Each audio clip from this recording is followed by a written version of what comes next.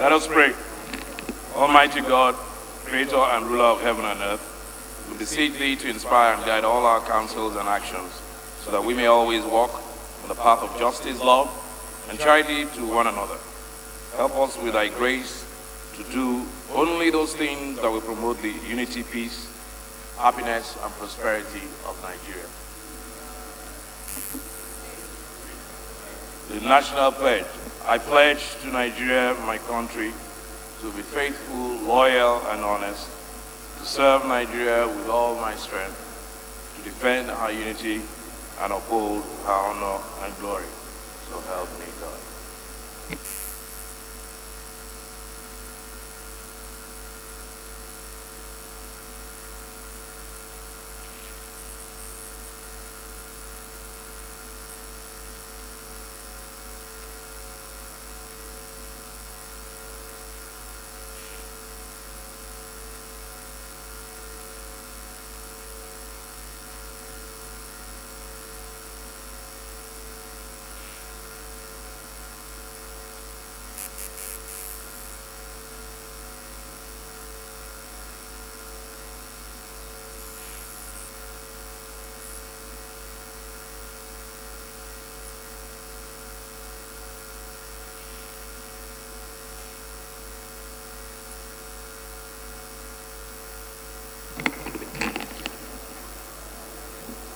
Honorable members, I have examined and approved the votes and proceedings of Wednesday, 18 September 2019.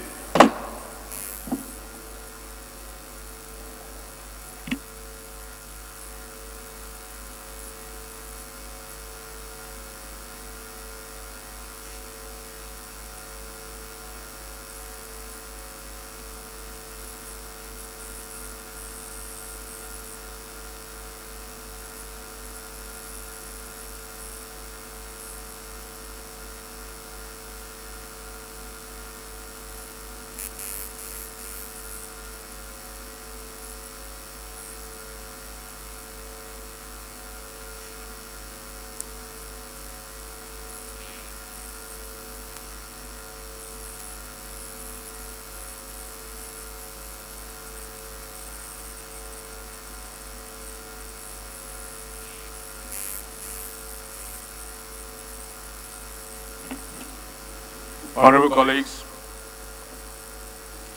it gives me very great pleasure to announce the recent election of our own very Deputy Speaker,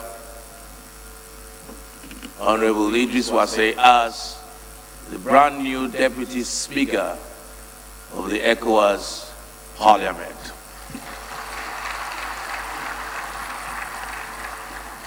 Deputy Speaker, we congratulate you, and on behalf of the House, we say be very big well done. We are very proud of you. Thank you very much.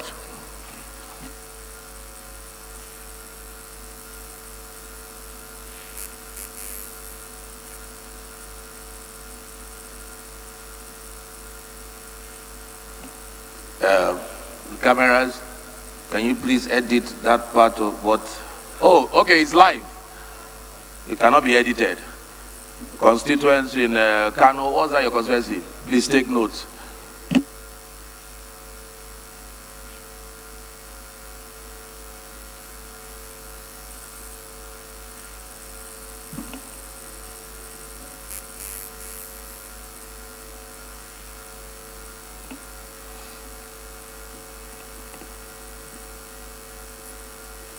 Any member who has a petition to present to the House may please do so now.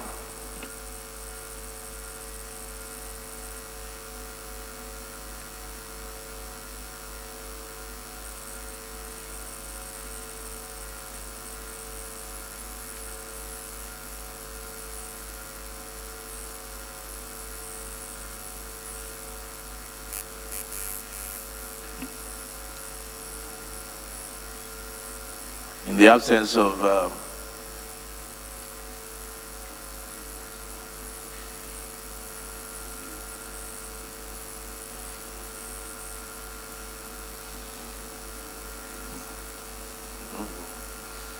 honorable colleagues, before Before we move on, I have one solemn announcement, and it's the announcement of the death of a former member, Right Honorable Sadiq Anwo Sadusi, former Deputy of the House of Representatives, 1999 to 2007. He was an active and patriotic member in his lifetime, and he discharged his duties as a Deputy Whip successfully. Announcement from Oluyemi Adewale Taiwo, Ibarapa East Ido Federal Constituency. Honorable colleagues, in a normal tradition, can we rise for a minute's silence?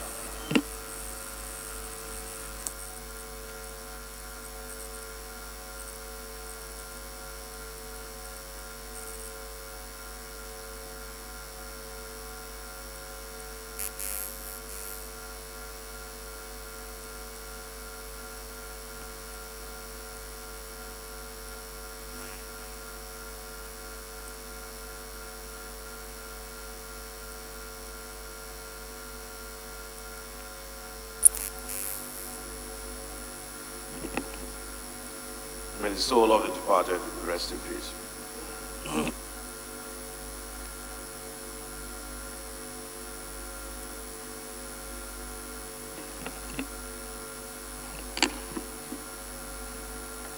Any member who has a matter of urgent public importance to present to the House may please do so at this time.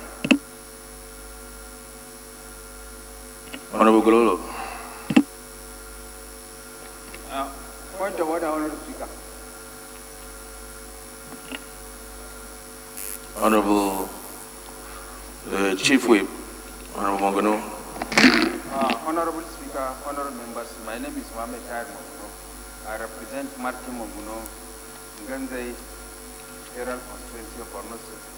Mr. Speaker, honorable members, as the Chief Whip of the House, I have some statutory duty that I'm supposed to discharge that is expressly vested in my office by virtue of the rules of the House, that on our own volition, pursuant to the provision of the Constitution that gave us the powers to regulate ourselves, on our own volition, so more to make rules and regulations that will govern our conduct in this House.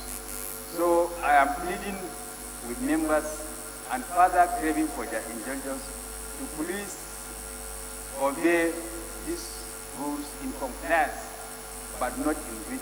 Particularly Order 4, Order 9, Rule 4, Sub-Rule 13, which is very clear and unambiguous of our reviewed rules that we have adopted in this House. It is very clear by virtue of that rule that any member that wishes to approach the chair, if the matter is so urgent that needs the attention of the Speaker, should approach the Chief Whip, and such matters should be communicated to the Speaker through the Chief Whip, unless expressly invited by the presiding officer to meet him there. So we should please comply with that express order of our rules. That is the point of order that I want to raise, so that the Speaker will not be distracted in the conduct of the proceedings of this House, so that whatever ruling that the Speaker gives will be the wishes and aspirations of what has truly reflected in the proceedings of the House. Thank you.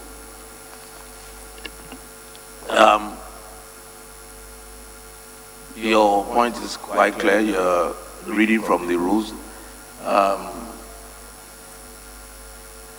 I heard some murmurings. I was going to ask if anybody wanted to add a counter point of order. The leader of the opposition, you have a counter point of order that counters his own point of order. Thank you, Mr. Speaker. I remain the minority leader of the House. I am actually not countering, but I'm touching on one of the segments of the issues he submitted, that he will want that when that happens, you can properly. I don't think you've ever ruled based on distraction. You have been organized and comported in terms of making your rules. So when members, I don't think that the members come there has any effect on your ruling, because that would be an indictment on your person as the sitting chair. That is what I wanted to correct. Thank you. Thank you for the kind words. Well, you know the speaker is also human. There is no way and no how you can be attending or multitasking, attending to several members at the podium whilst the debate is going on. It's not just about the ruling, but it's actually about following the debate. That's number one. Number two, the optics is actually not good. For those who are watching outside, it creates for a rowdy session when each time you're sitting, there are people crowding. And I think we should just follow international best practices. I'm not sure that there's any parliament in the world that we've been to or seen where during sitting, people are milling around and distracting whoever the presiding officer is. And that is the reason why we also put it, and we all agreed, and we put it in the rules. So I don't think Honorable Mongono is saying something from his own sentimental, but it's actually quoting from our rules. And unless we want to change the rules or amend the rules yet again, I think Honorable Mongono's point of order is sustained.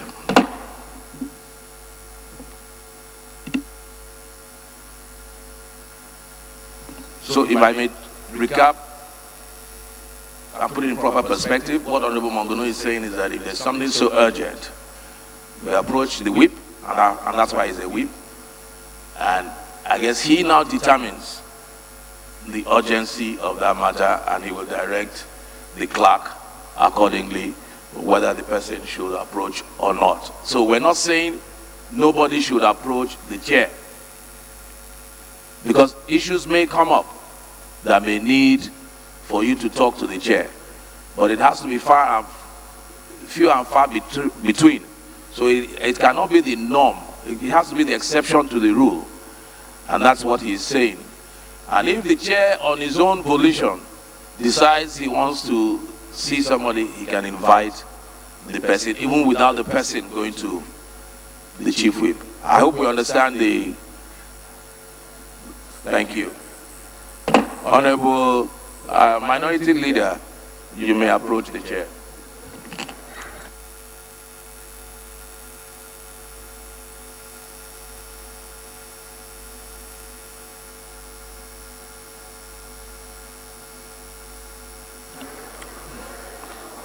Actually, no, we're just trying to test this new rule. I think I got it wrong. You want to see me, right? See the chief whip.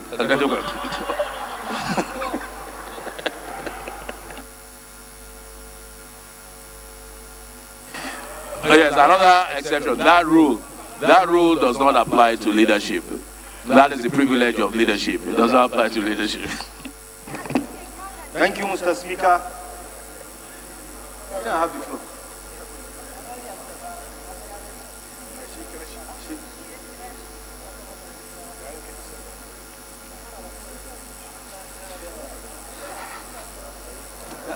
Thank you, Mr. Speaker. Honorable representing the good and unable people of Ghana from Bauchi State. I rise to move these matters of public importance. Standing Order 804, a motion calling for the urgent intervention in the perennial and devastating flooding of communities in the Gama Federal Constituency. I so move, Mr. Speaker.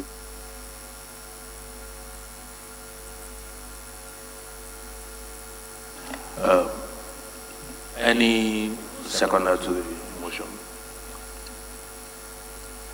Honorable Sada. Mr. Speaker, my name is Sada Soli Jibia, representing Jibia Kaita Federal Constituency from Katsina State. I rise to second the motion ably moved by Honorable Gololo. I so second. Those in favor of the motion, please say aye. Those against, please say nay. The ayes have it. Honorable Gololo.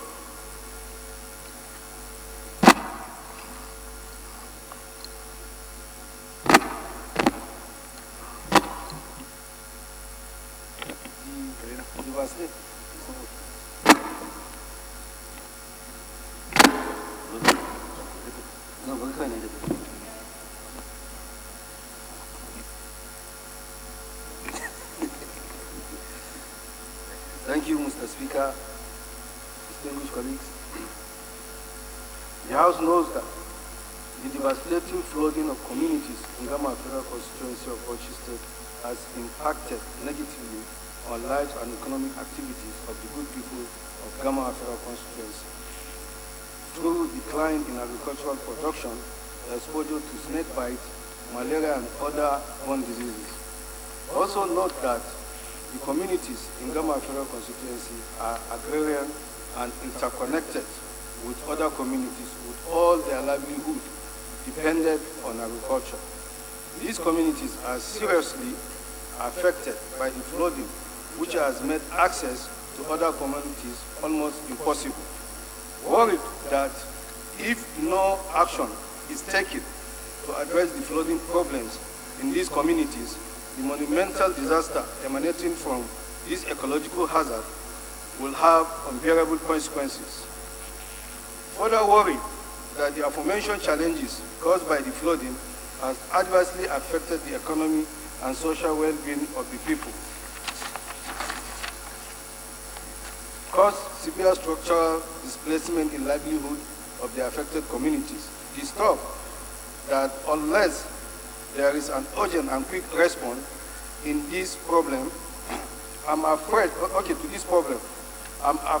the affected communities of Gama Federal Constituency will be cut off. This will further lead to the loss of lives and economic activities of the people. Regret that in spite of suffering of the people, for so many years, past governments have paid less attention to the problem of flooding in these communities. Resolve to mandate the Federal Ministry of Water Resources, Environment, Adeja Jamara River Basin, and our authority to immediately visit the affected communities for the purpose of constructing flood station or art dam to regulate water flows in order to avoid future recurrence. Urge the Ministry of Humanitarian Affairs and National Emergency Management Agency, NEMA, to administer immediate relief material, e.g. zinc, roofing wood, and other assistance to the affected communities in the Federal Constituency. Mandate the House Committee on Environment, Emergency Preparedness, and Ecological and Water Resources, as well as officials of the Federal Ministry of Environment, to visit the affected areas to ascertain the extent of damage caused by the flooding for the purpose of appropriating funds to address this problem in the 2020 appropriation and report back to the House in 4 weeks. Urge the House to make such direction as deemed necessary to expedient in the circumstances that will ensure the implementation of this resolution. Thank you, I so move. Any seconder, please. Honorable Mioji. Mr. Speaker, honorable colleagues, Chukuma Umoji is my name. I represent the good people of Agwata Federal Constituency. I rise to second the motion as moved by my honorable colleague. I do second.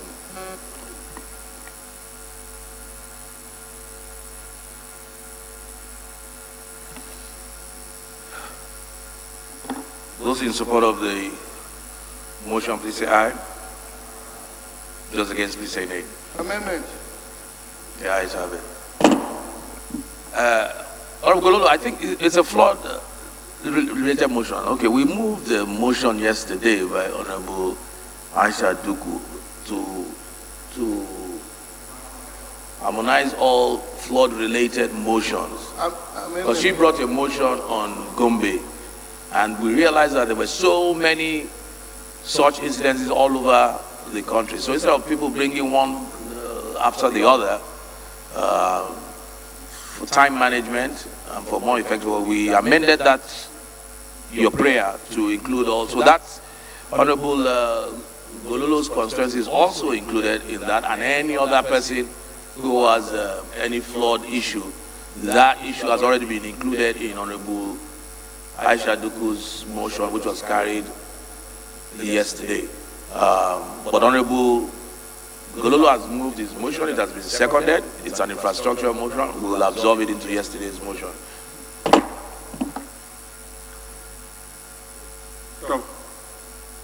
Honorable Falike.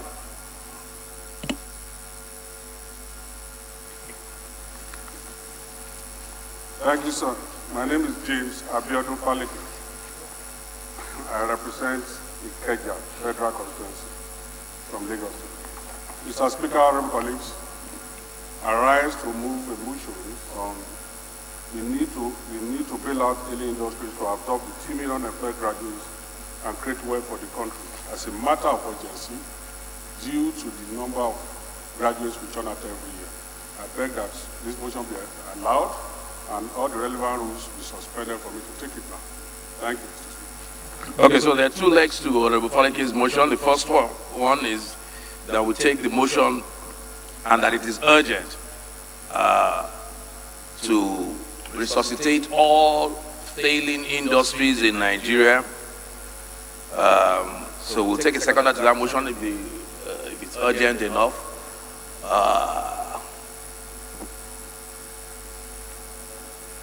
Let's the leader, you are going to contribute to the motion.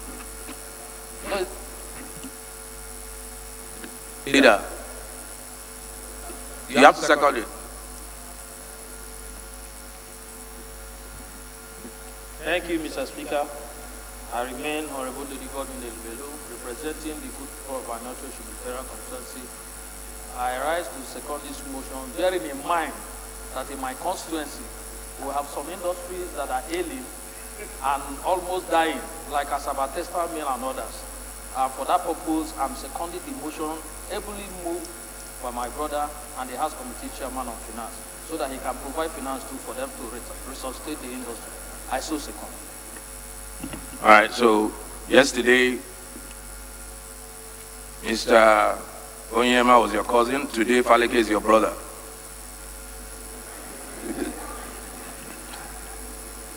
Those in support of the motion, please say aye. Those against, please say nay. The ayes have it. Honorable Falike, the second leg of the motion was to suspend the relevant rules. Honorable Amir, can you second that? You were raising your hand earlier, that's why I'm asking you to second it. Yeah.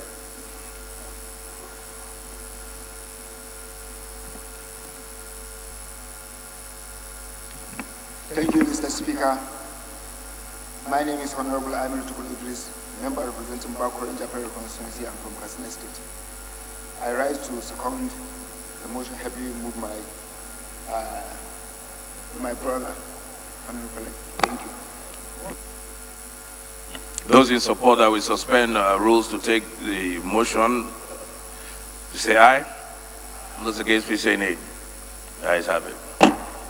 Honorable colleagues, it's a Honorable Falake, yeah, move the motion. Thank you, Mr. Speaker, honorable colleagues. Need to bail out early industries to absorb the 2 million unemployed graduates and create wealth for the country. The House knows an alarming 1.3 million new graduates pass out every year from the over 170 accredited universities for National Youth Service Scheme. It is estimated that there are about 20 million employed graduates in Nigeria at the moment. Also knows that the above number does not include those who are excluded from the national service on account of age or who attend other institutions of higher learning that do not present candidates for national service, such as holders of OND and NC, and those who attend the national open universities. Unfortunately, the majority of the graduates lack the technical knowledge and capacity to become self-employed or to create employment opportunities for others. Further knows that as a result of the collapse and closure of many industries that would have employed those graduates, they are now left to roam the streets of major cities in search of unavailable jobs. In the process, are exposed to the risk of kidnapping, prostitution, cultism, armed robbery, and other sundry crimes, as well as falling prey to the antics of employment scammers who take advantage of their desperation to exploit them. Aware that many states of the Federation, which are dependent on allocations from the Federation account for running the states, recently got bailout funds to pay salaries of workers. As a result, cannot be looked upon to provide employment for their graduates. Recognizing that the federal government has introduced people-friendly programs such as trader money, Empower, Outdoor Scheme, and so on and so forth, to cushion the effects of unemployment. But it is like a drop in the ocean in comparison with the number who do not have access to the portals on which those opportunities are advertised. Further aware that another program that will bring some stronger impact in the immediate future is the school feeding program, but the expected correspondence link between those programs and employment opportunities inherent in them, such as engagement of caterers, which is expected to lead to increase in food production, establishment of new farm settlements, empowering young graduates to go into farming, are limited, and the system of farming in the country is obsolete and lacking modern mechanisms, thus becoming unattractive to the graduates as an employment option.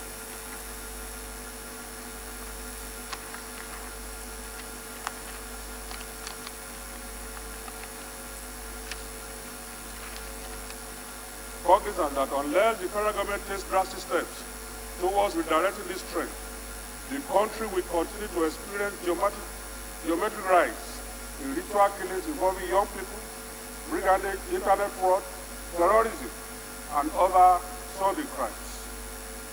Before now, however, honorable colleagues, Nigeria's economy was full of activities in the areas of manufacturing, textiles, tire production, food processing, vehicle assembly plants, to mention a few.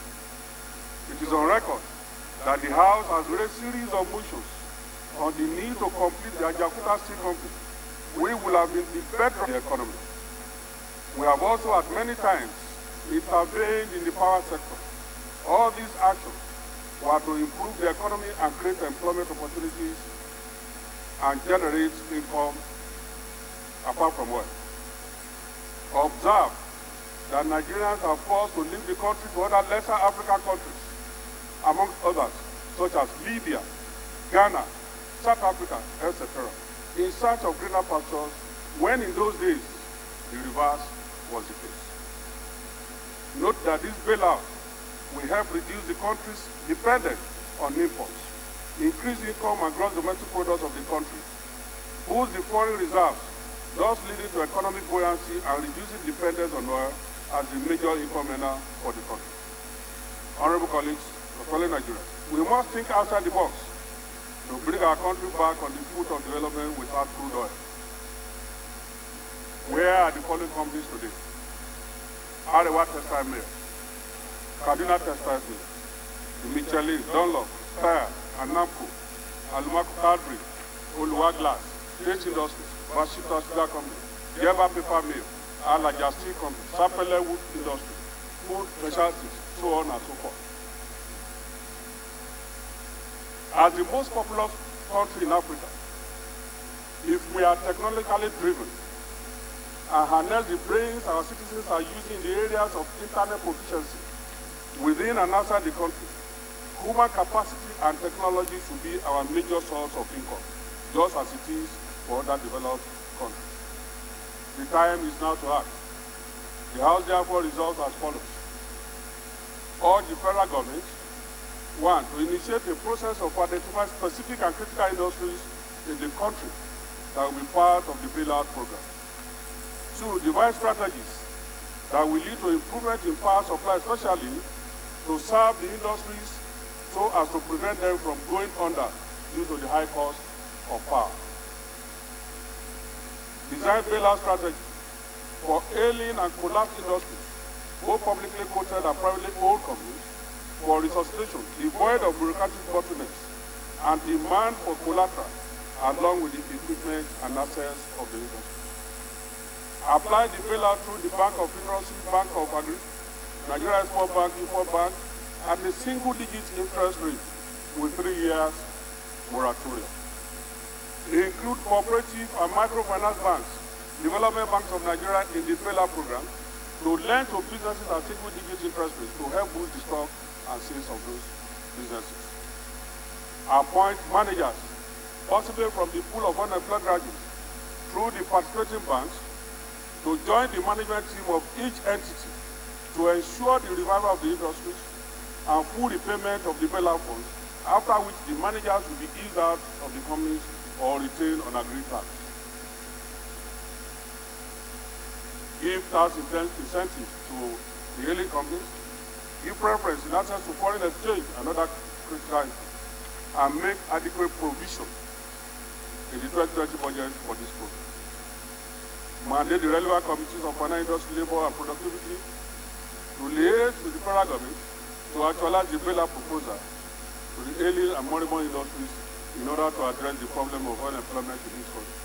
Honorable colleagues, I so move. Any seconder to the motion?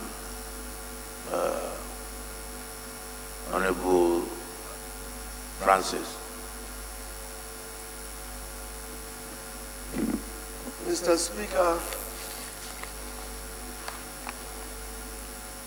Francis Ejirogene. Oh, there are two. Okay. You beat him to it. Go ahead. That's Francis Charles. Okay. I was talking about Francis Charles, but go ahead. Go ahead.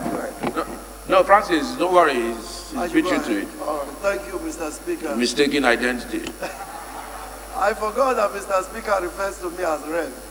So I thought maybe the recess has changed my thinking a little bit. Thank you very much, Mr. Speaker, for the privilege. Honorable Francis Ejirogene Waive, I represent the entire people of Uwele North, Uwele South, and Udu Federal Constituency. I am from Delta State. I rise to second the motion ably moved by Honorable Falake on the ailing industries in our country and the need to provide some form of bailout. The need cannot be overemphasized. I so move. Thank you. I so second. Those in support of the motion, please say aye. Those against, please say nay. The ayes have it.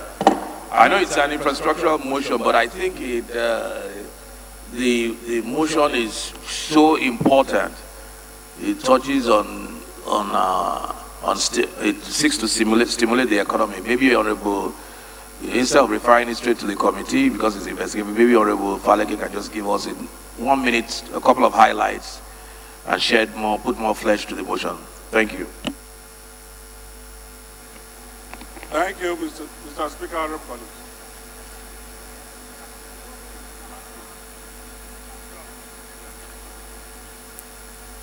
No, I hit the gavel on the motion. On the motion that was seconded. I'm asking him to shed some light. He's not debating he hasn't debated the motion yet. All he did was to read the. Go ahead, Honorable Faleke.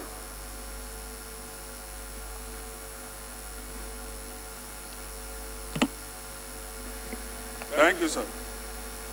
Thank you for the opportunity to allow me to take a shot at this issue.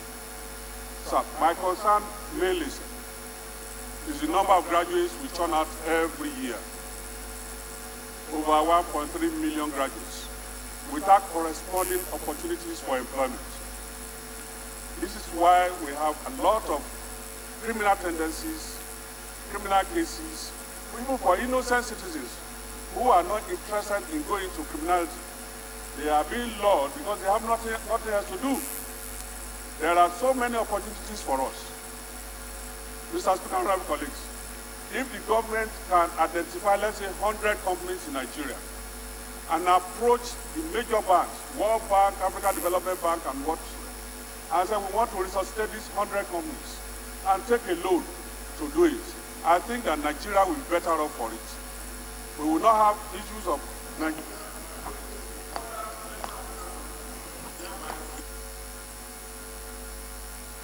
This is the essence of this motion, Mr. Speaker. And I appeal to all my colleagues to see, because I know that so many youths call you every day, day in, day out, looking for jobs, looking for government jobs, where the jobs are not available. If we are also able to look at our school curriculum and go more technical, rather than this economic history government studies, it will be better for us as a country. Why is Chinese? Why are they better off today? Because they are all technically based education. For us, we have so many departments, yes, but we need to go more technical than we are today. This is just the synopsis, and I appeal to my colleagues to please allow this motion to stay through so that Nigerians will be better off. Your constituents will be happy that this has happened. Thank you very much. Honorable Chris Azugo. Thank you, the Right Honorable Speaker, my respected colleagues. I remain Honorable Chris Emeka Azugo, representing Nnewi North, Nnewi South, and the Okusigo Federal Constituency. I'm from Anambra State. Mr. Speaker, may I thank my colleague for bringing up this motion. But may I quickly add, in course of presenting the motion, there are critical aspects of our national policy that he mentioned that we will have to look into. Like he mentioned about our educational policy, which requires to be completely overhauled so that it can be job-driven instead of certificate-driven. It's not about having education without knowledge.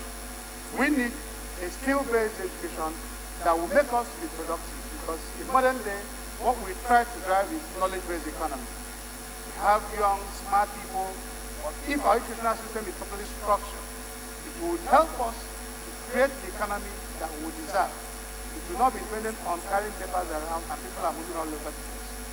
Secondly, there are already existing policies of government which we also need to review. There are industrial policies that are there in place. There are so many incentives that have already been given by central bank which we don't know how they are functioning. King among them is NISA. How is it being applied? There are key processes and the interventions the government have put in place by way of trying to stimulate the growth of the economy. Also, talking of infrastructure, there's one that is in place for power, energizing the economy. Some of those things are being hindered by whatever we're having.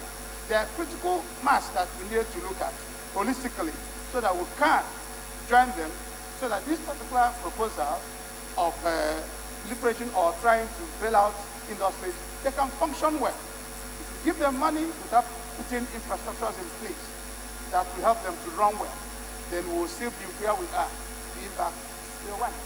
So it calls for a holistic approach. And I also thank Mr. President for the recent days he called on the Economic Advisory Council. These are all the issues they need to look at. They are our past policies. So by the time we look at it very well, critically, then we'll be able to solve the problem holistically. Because not only throwing money at the industry, we're throwing further money to put in there, but there are key frameworks that must be in place for us to achieve this. Because the greatest challenge you have today, I agree with you, is youth unemployment, combined with insecurity. And which is creating so much social vices. So, Mr. Speaker, I thank you, and I want to come and tell you that I'm in support of the motion. We'll have to look at this critically so that we can provide solutions that will be more enduring. Thank you, Honorable Nolly.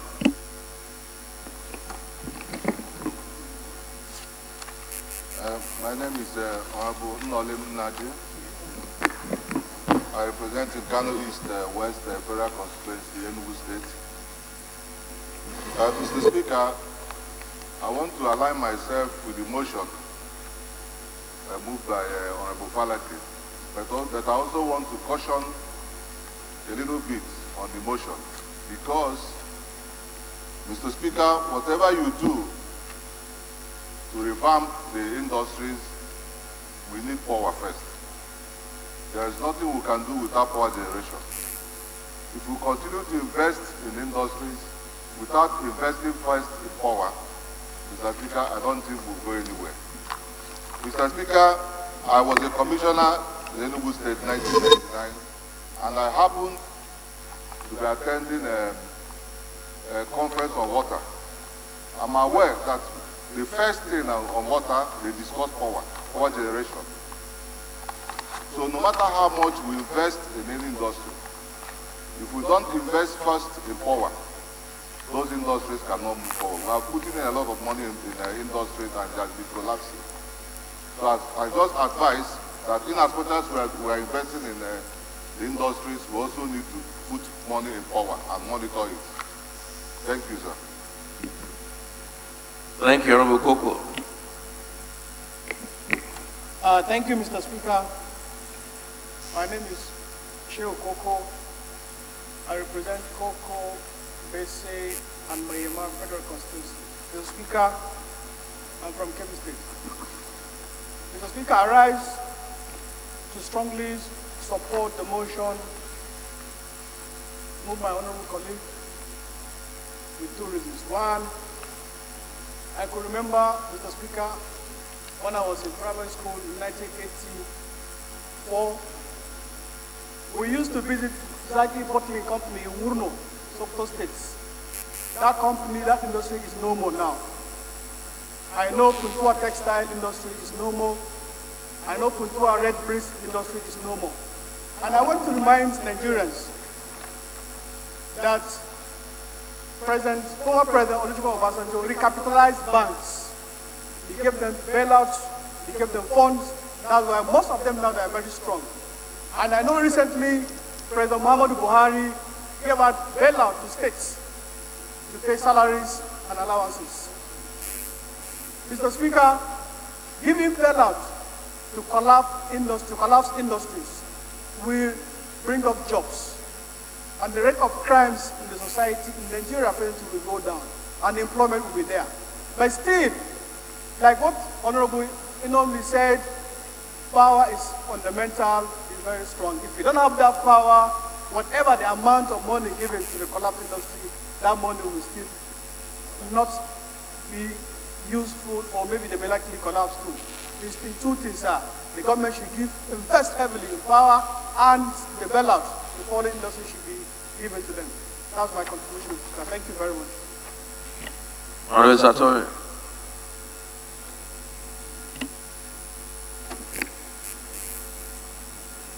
Mr. Speaker, honorable colleagues, my name is Engineer Jumi Ahmad. I represent the good people of Jere Federal Constituency. Mr. Speaker, I'm from Borno State. I rise to second motion heavily moved by Honorable James Faleke and align myself as a youth with the speakers that just put in their input. Mr. Speaker, bailout for the collapsed industry is very important, and it will going to help the creation of jobs in our country. If you look at support and present government of General Muhammadu Buhari, the Anchor Borrowers Program by the Central Bank to rice farmers, today Nigeria is the largest producer of rice in the entire African continent. Therefore, bailout as in the motion with a coherent platform where a committee has suggested will set up through the banks of industry to look into the ailing or collapsing industry mentioned in the motion and other industries across the country, it will improve the creation of employment, particularly the youth. Government alone cannot provide jobs to our unemployment graduates and youth in this country unless government came up with a platform to support the private sector, particularly the industries mentioned plays vital role in the past, but due to one reason or the other, today they are no more. Therefore, I align myself in supporting this motion as a matter of urgent public importance to our country, to the economy of Nigeria, and the youth and unemployed graduates of this country. Thank you, Mr. Speaker. Sir. Thank you. Okay, let's move to this Honorable Guru.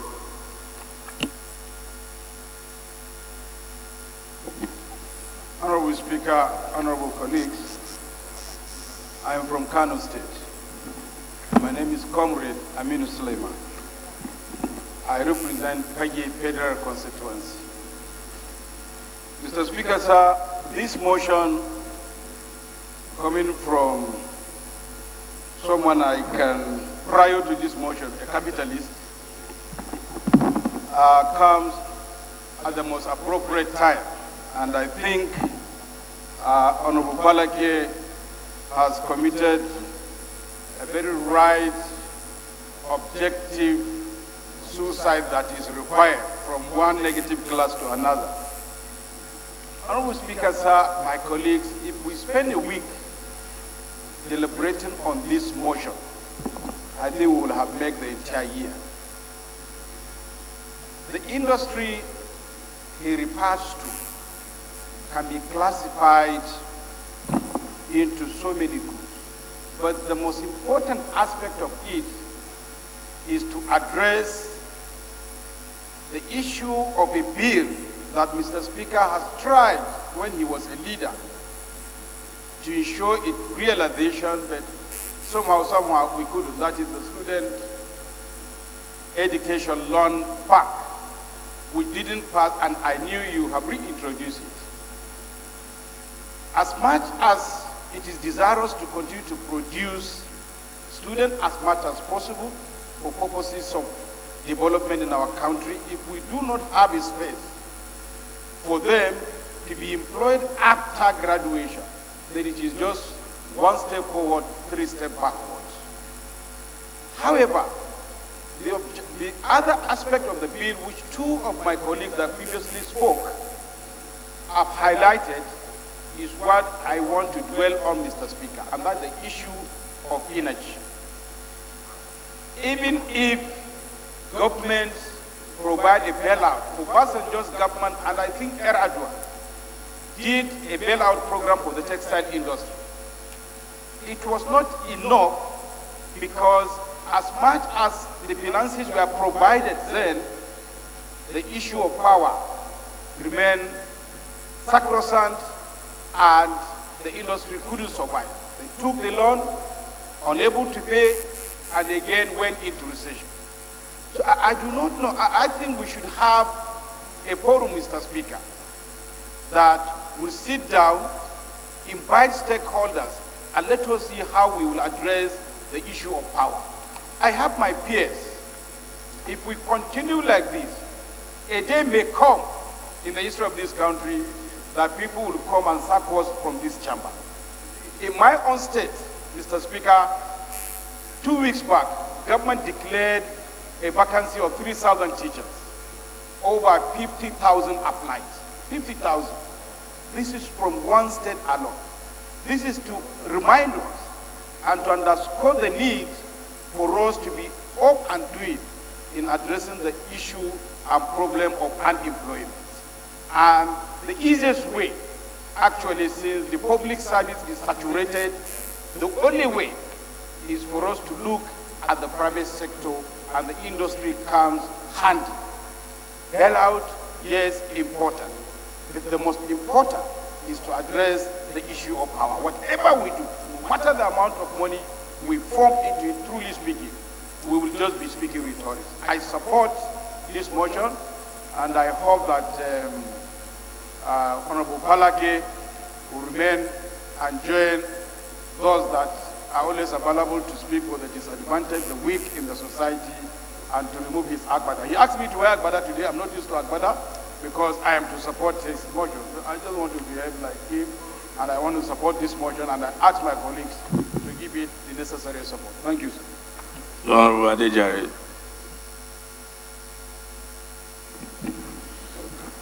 Thank you, Mr. Speaker. Thank you so much.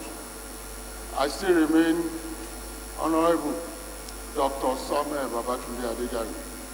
I represent the good people, and all the people in Agege are all good, of Agege Federal Constituency of Lagos State. Mr. Speaker, thank you so much for giving me this opportunity. And I want to thank God for giving my brother the grace to bring up this kind of very powerful, very needed bill at this time.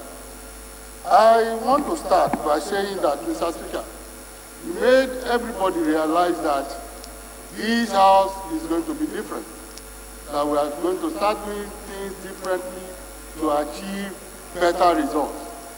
And I think one of them is that we should now try and do a little bit of legislative activism in whatever we are doing here. This bill is so beautiful, so important, so needful, that it should not be a motion. We should let it be a bill that we are ready to pursue to historical conclusion by any means. Even if it needs us to pass it here, we pass it. That is what we should do.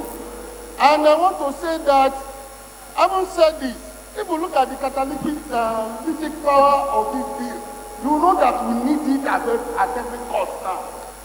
Talking about power, we should not wait. If you are waiting for power to be settled globally in this country, we will not do anything. The thing is that you take power generation in units or smaller units in the areas. That's why so many countries, that's how they have overcome their power generation issue. We are going to start, and we are still doing it in Lagos.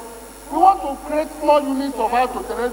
There are better ways of generating power than using all these available generators. They have better way of doing it now.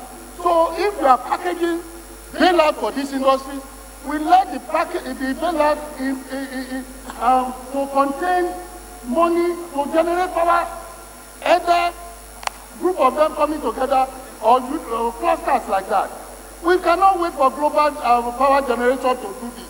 This is an all-important motion that should be taken to be a bill that we must pass. And it will do a lot for our government, for everybody, for those youths that are on the streets, for those of us that are politicians that are going to go back to this youth. I am always afraid when I sit here and remember those youths in my constituency. We are still going back to, so if you do this, it will help a lot of all of us here. Thank you so much, sir. Thank you, Honorable Agusoye. Thank you, Mr. Speaker. Dear colleagues, my name is Prince Rotimi Agusoye, representing Oshope Federal Constituency of Lagos.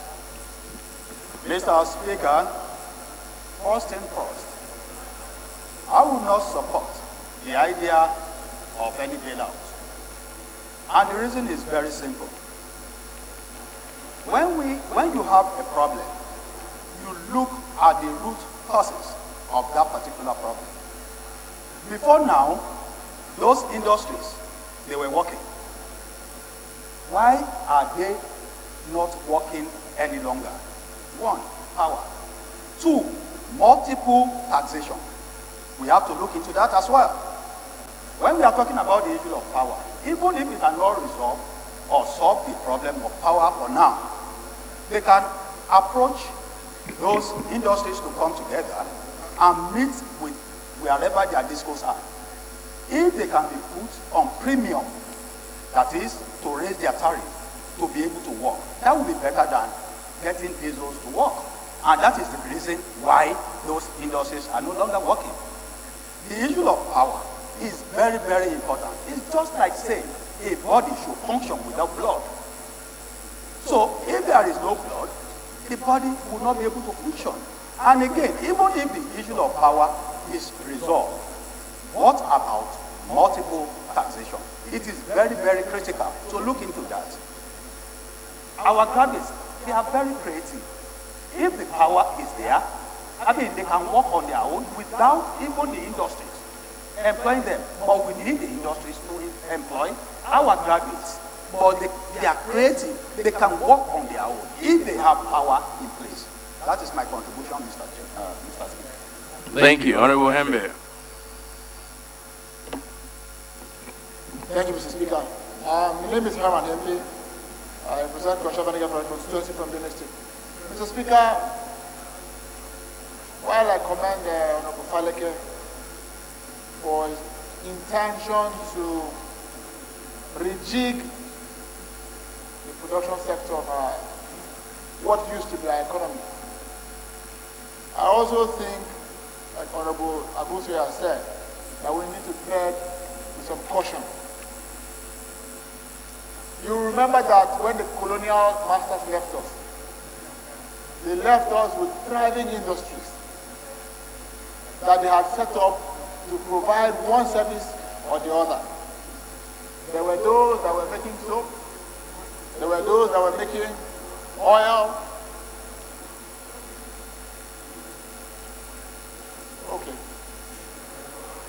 Okay, there were those that were providing one service or the other. At the point where the Europeans left, government nationalized those industries. And the big problem that existed and has continued to exist is the fact that nowhere in the world should government engage in business.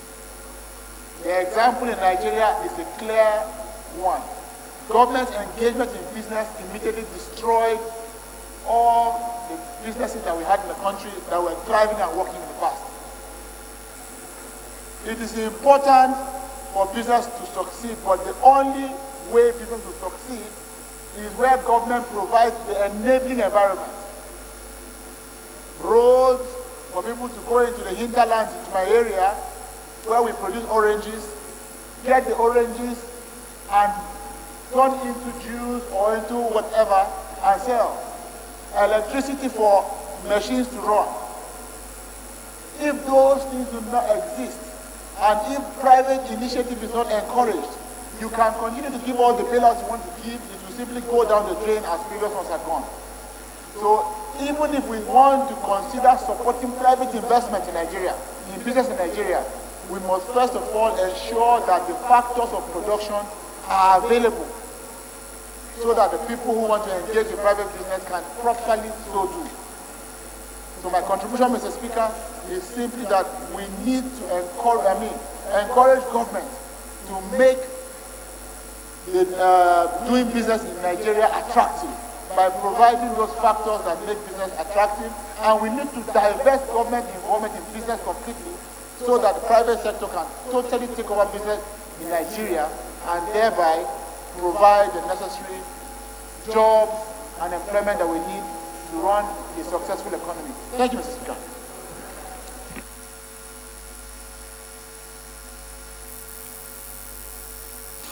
Okay, Honorable Benjamin Zondo. And then after that, we have to move to this column. We'll take 2, 3, because everybody wants to speak, but unfortunately we don't have the luxury of time. We'll take 2 or 3 from here, 2 or 3 from there, so that we can move on to other things. Honorable Zodo.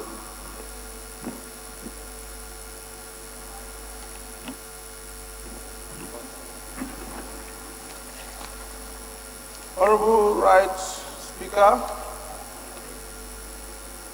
my distinguished colleagues, my name is Honorable Benjamin Bem Zondu. I represent all the people of Makudi, Guma, and I'm from Benue State, I also represent the unemployed youth of Nigeria in this hallowed chamber.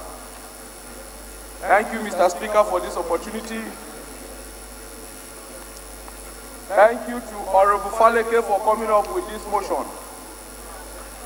This motion wouldn't have gone down well with me without lending my voice, Honorable Speaker and colleagues. The issue of bailout to the ailing industries in Nigeria cannot come earlier or more important than now. Over 50 companies in Nigeria have gone down. And this is because over the years, the environment for doing business has not been very conducive. And it is also very obvious that government is now overwhelmed with the issue of unemployment. If you look at the recent application into the Nigerian police, the applications were overwhelming. If you look at the applications into the Nigerian civil defense, it is overwhelming. And it is obvious that our government can no longer alone handle the issue of unemployment. And all over the world, the private sector is the engine of the economy that employs over 60 to 70% of a particular population. In our case, for instance, the Nigerian government alone employs over 70% of our graduates. And if nothing is done very quickly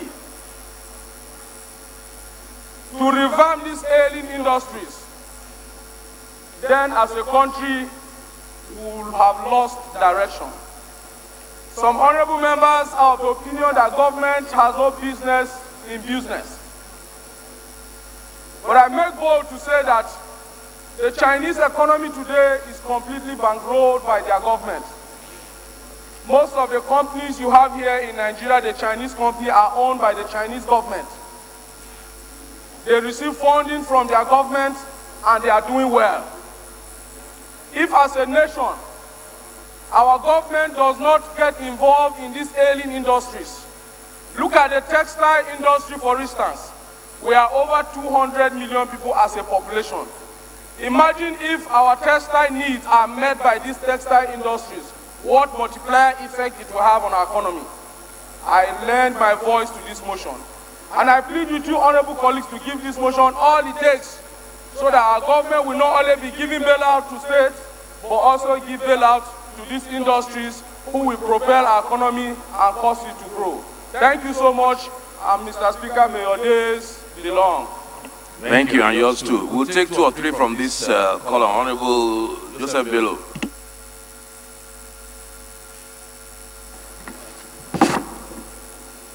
Thank you, Mr. Speaker. Honorable colleagues,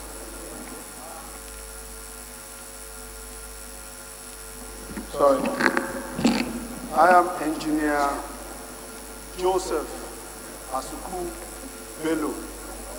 I have the privilege to represent the great people of Adabi, Okehi, Federal Constituency, and from Kogi State. Mr. Speaker, honorable colleagues, I stand today to lend my voice to this all-important motion raised by my brother, my elder, Honorable James Faleke. This motion alone can change the destiny of Nigeria. Why do I say so? This motion will help our insecurity issues. It will help boost our economy. It will help the unemployment. So I don't want us to lump this motion with power. That's where I disagree with some of my honorable colleagues that have spoken. Mr. Speaker, Ajakuta Steel Company, if it's given bailout, Ajakuta Steel Company can generate its own power. So we should not lump power and this motion together. Bailout will help a lot of companies. Ajakuta Steel Company, for example, can employ 15,000 technical staff. So other various companies can do. This motion is very, very important. I want us to support it in its entirety.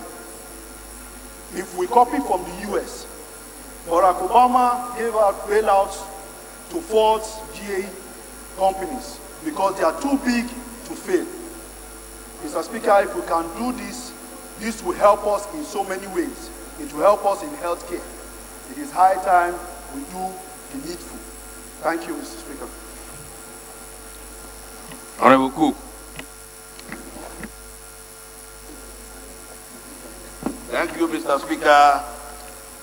Honorable colleagues, I think Honorable James, my name is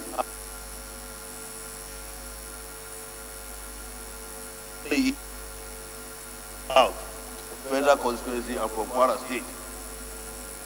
We need to commend my brother Honorable James Abiodun for this motion.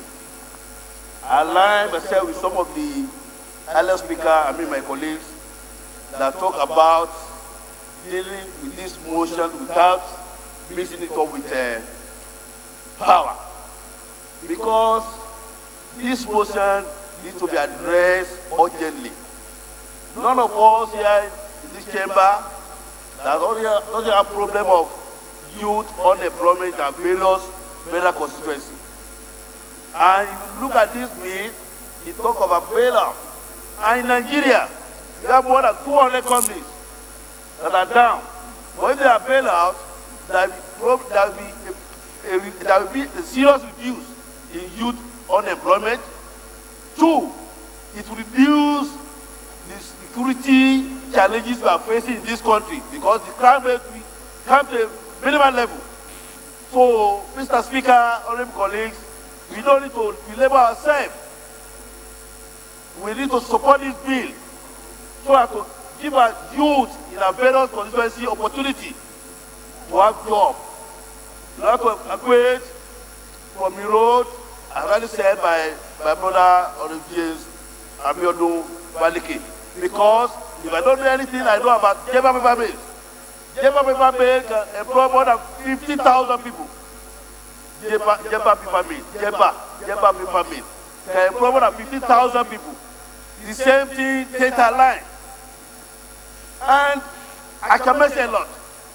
And with this, Mr. Speaker, honorable colleagues, I think it's high time we do the needful to address unemployment in our country. Thank you, Mr. Speaker. Okay, SMA, then Honorable Salam, and then we move to this room. Mr. Speaker, honorable colleagues, my name is Said Musa Abdullahi, member representing the people of Bidagwa Pokacha Federal Constituency. Mr. Speaker, I'm from Niger State. Mr. Speaker, the motion heavily moved by my chairman and leader is timely in the sense that it touches on variables that have direct implication on the macroeconomic objectives of our economy. Mr. Speaker, when you look at the variables in terms of price stability, employment, and general economic growth and development, you appreciate that this motion touches on virtually all the variables. But my particular interest is with regard to the high rate of unemployment that we have in the country today, and on how we should approach the possible implementation of the motion. I know for a fact that we have competitive advantage in some of the sectors that were highlighted in the motion, but in some cases, no matter how much we want to give intervention to the industries, we must also appreciate the fact that where we do not have a comparative advantage, it becomes very difficult for us to be able to give bailout to such industries. I'll give an example. Today, with the intervention and focus of the government on rice production, within a space of 2-3 years, we're beginning to appreciate our potential as a country in terms of rice production. That is because we have comparative advantage in that regard. But there are sectors, I want to look at the case of textiles, for example. There has been intervention to the sector, but unfortunately, it has not yielded the desired result. Why? Because there are others that have more comparative advantage than us with respect to that. So I want us to be a little bit cautious. We should be focused on areas where we have comparative advantage, so that when we give him money, when we put intervention funds into such sectors, we will be able to get the desired result. Thank you for the opportunity. Thank you, Honorable Salam. Thank you, Mr. Speaker.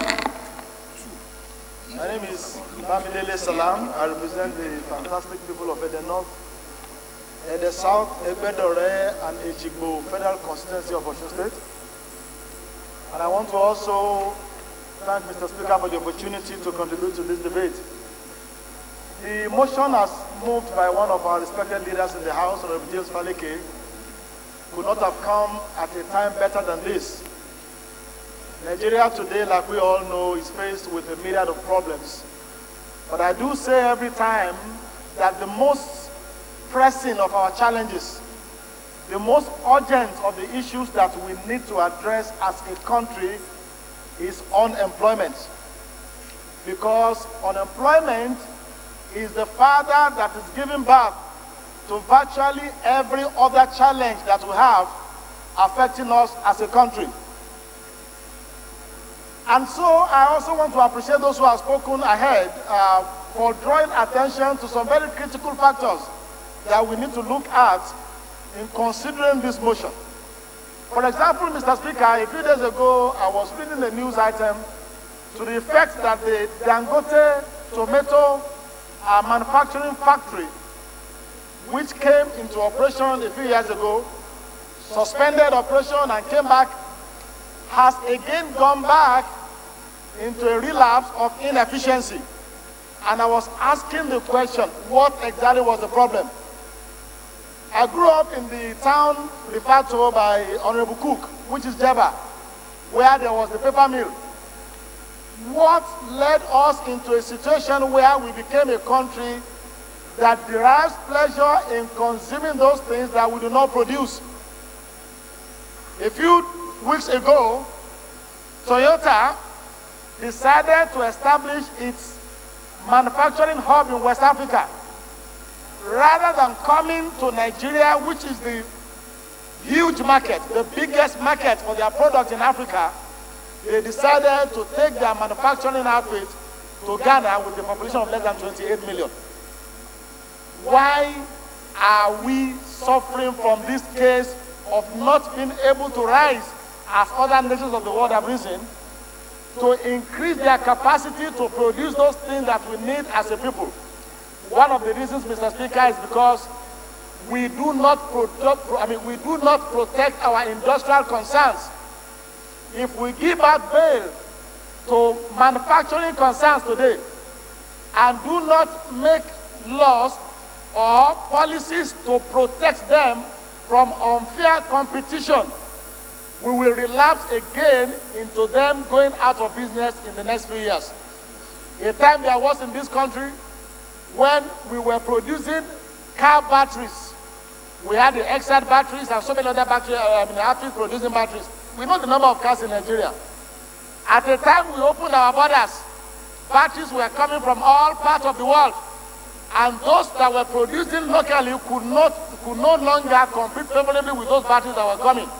So my point, Mr. Speaker, is that while agreeing on the need for us to pass this motion to provide substantial bailout for our industrial concerns, especially in areas where we have comparative advantage, we must also find a means of protecting those local industries so that the money we put into them will not go as the ones that we had spent earlier on building this industrial capacity. We must make laws. We must be ready to suffer some pains in banning the importation of this product that we are able to produce locally, so that more people can go into those industries and be able to produce. And lastly, Mr. Speaker, I want to say that Nigeria is getting to a stage where we need to declare a state of emergency on unemployment. The problem, if it's allowed to fester beyond now, we cannot say what the implications will be. Thank you so much, Mr. Speaker. Thank you, Honorable Kabir Tugur. Thank you, Mr. Speaker. I am Kabir Ibrahim Tukura, representing the people of Zulu, Fakai, Donko, Sagu, and Sakawa Federal Constituency. Mr. Speaker, I'm from Kebbi State. Mr. Speaker, any nation whose population depends more on the public sector rather than the private sector, that nation is headed for destruction. As we are today, the amount of graduates we turn out from both universities, polytechnics, and colleges of education, all are striving towards getting government employment. The initial design for technical colleges and polytechnics is to ensure that people get viable skills that will make them self-employed, and by so doing have a great impact, positive impact on the economy. But today, due to the lack of these industries, both small-scale, medium, and large industries, all these graduates from technical colleges and polytechnics only strive to work in government offices. This has, by no small measure, has a very negative impact on this country as a nation. Mr. Speaker, this motion is absolutely timely. In order for us to check that and to make progress, this stimulus is seriously required. As it is, this country has just signed and endorsed the African Free Trade Agreement. If we go into that agreement the way we are today, I'm afraid we are only going to help other countries develop, but we stand at a disadvantaged position. Nigeria doesn't produce anything that is competitive enough to compete in the African trade market. So by so doing, we're only going to be a dumping ground for other African products. And that in itself is a very, very negative, has a very negative tendency to bring down our economy in its totality, worse than where we are today. So Mr. Speaker, I align myself completely with this motion, and I urge honorable colleagues to give it all the maximum support that it requires. Thank you, Mr. Speaker. Honorable Babangida. Sorry. Honorable Chinedu.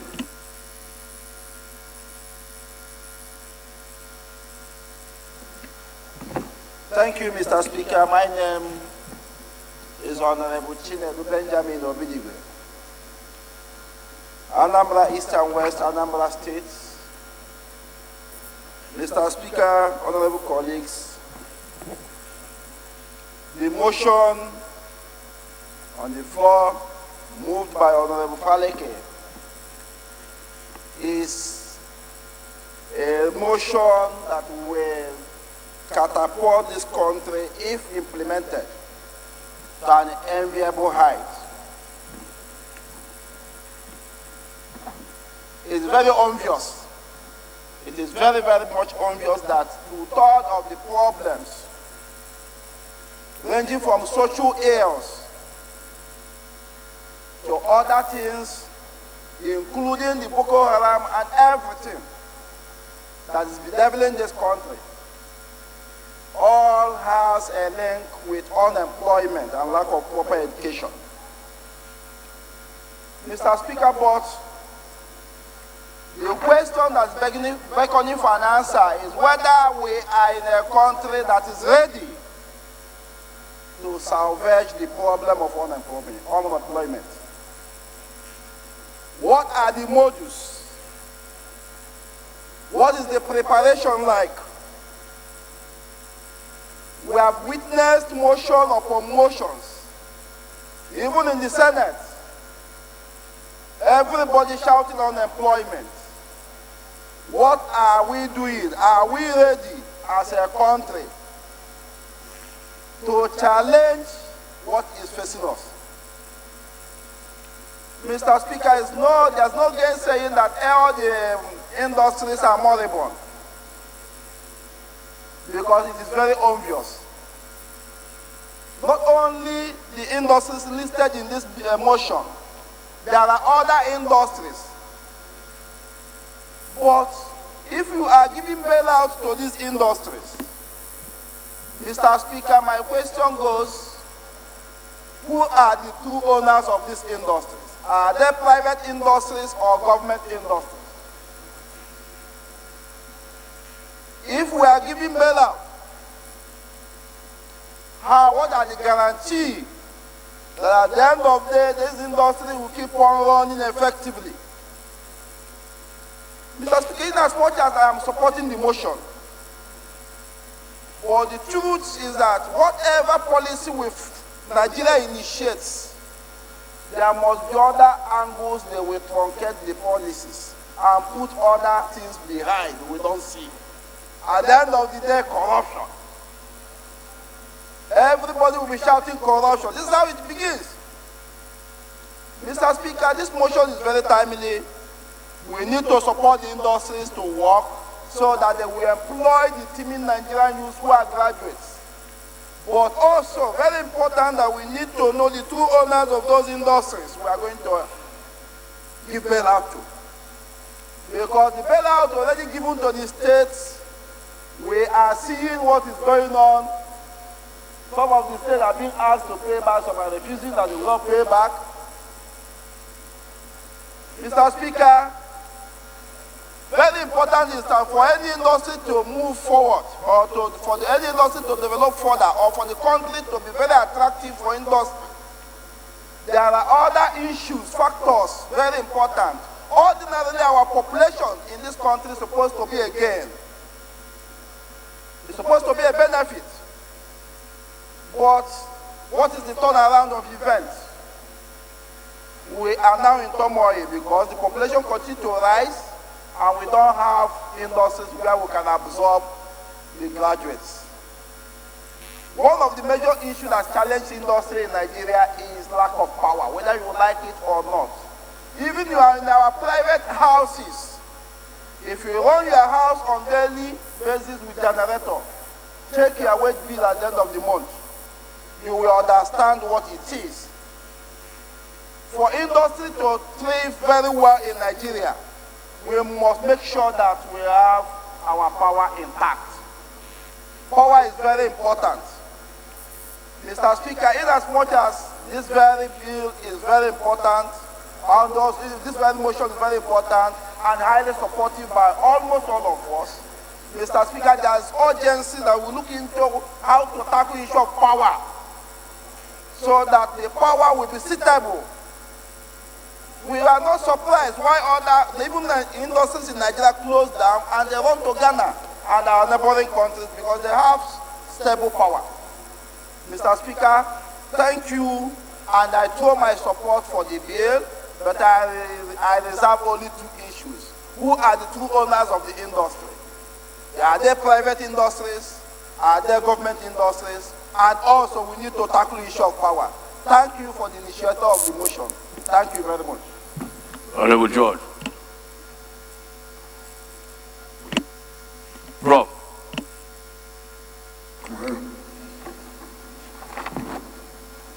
I am Professor Julius Ihongere, representing Onwa Federal Constituency in Edo State.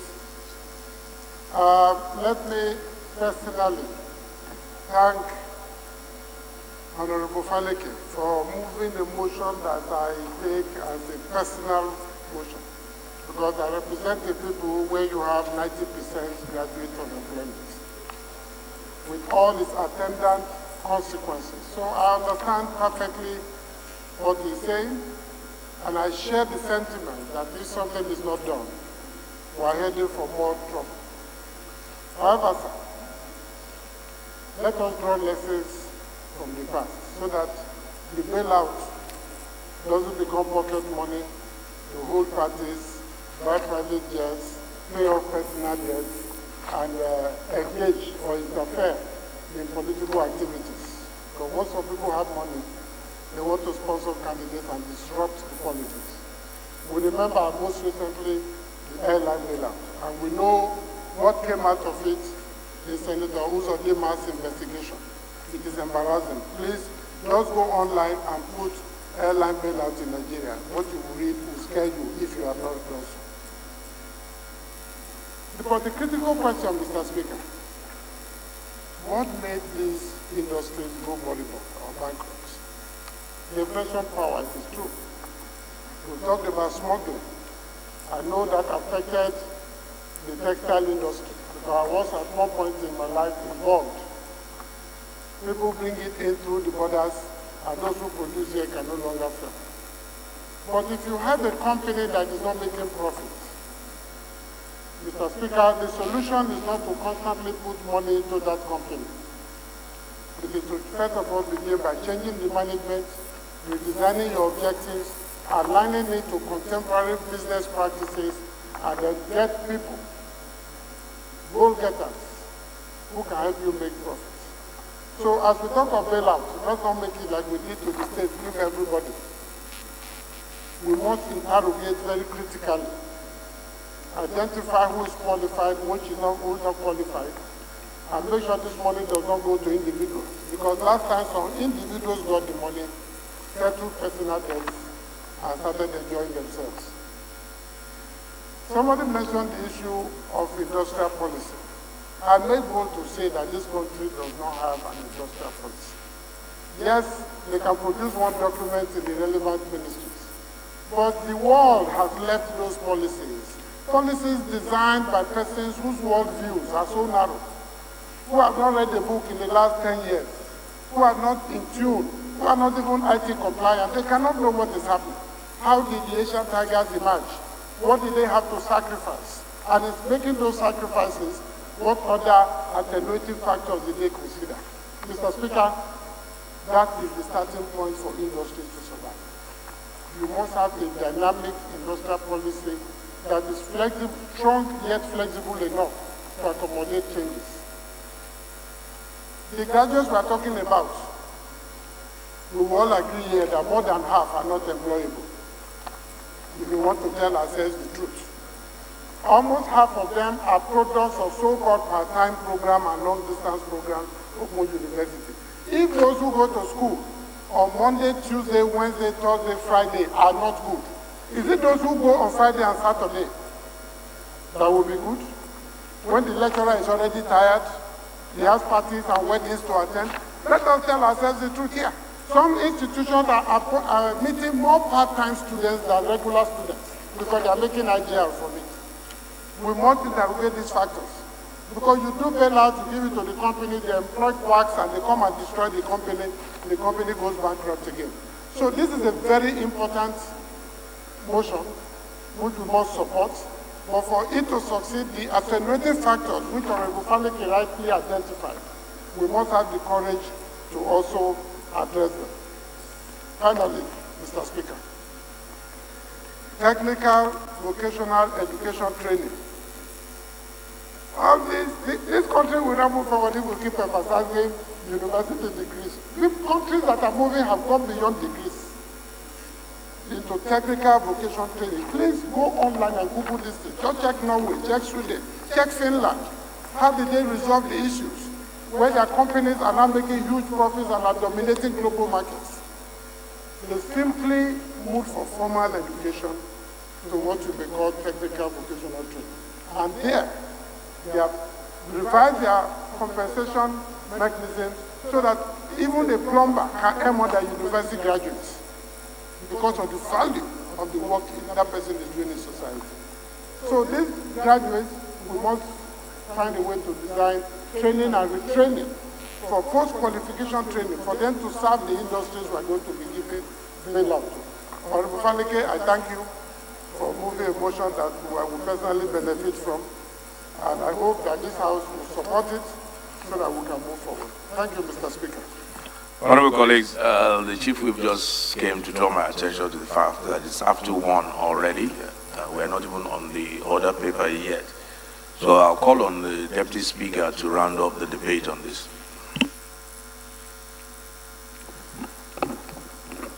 My respected Speaker and our respected Speaker, distinguished colleagues, thank you for giving me this opportunity, sir, to contribute to our quota with the very elaborate contribution given by distinguished colleagues. I pray that God will give me the wisdom to add value to the quality of the debate.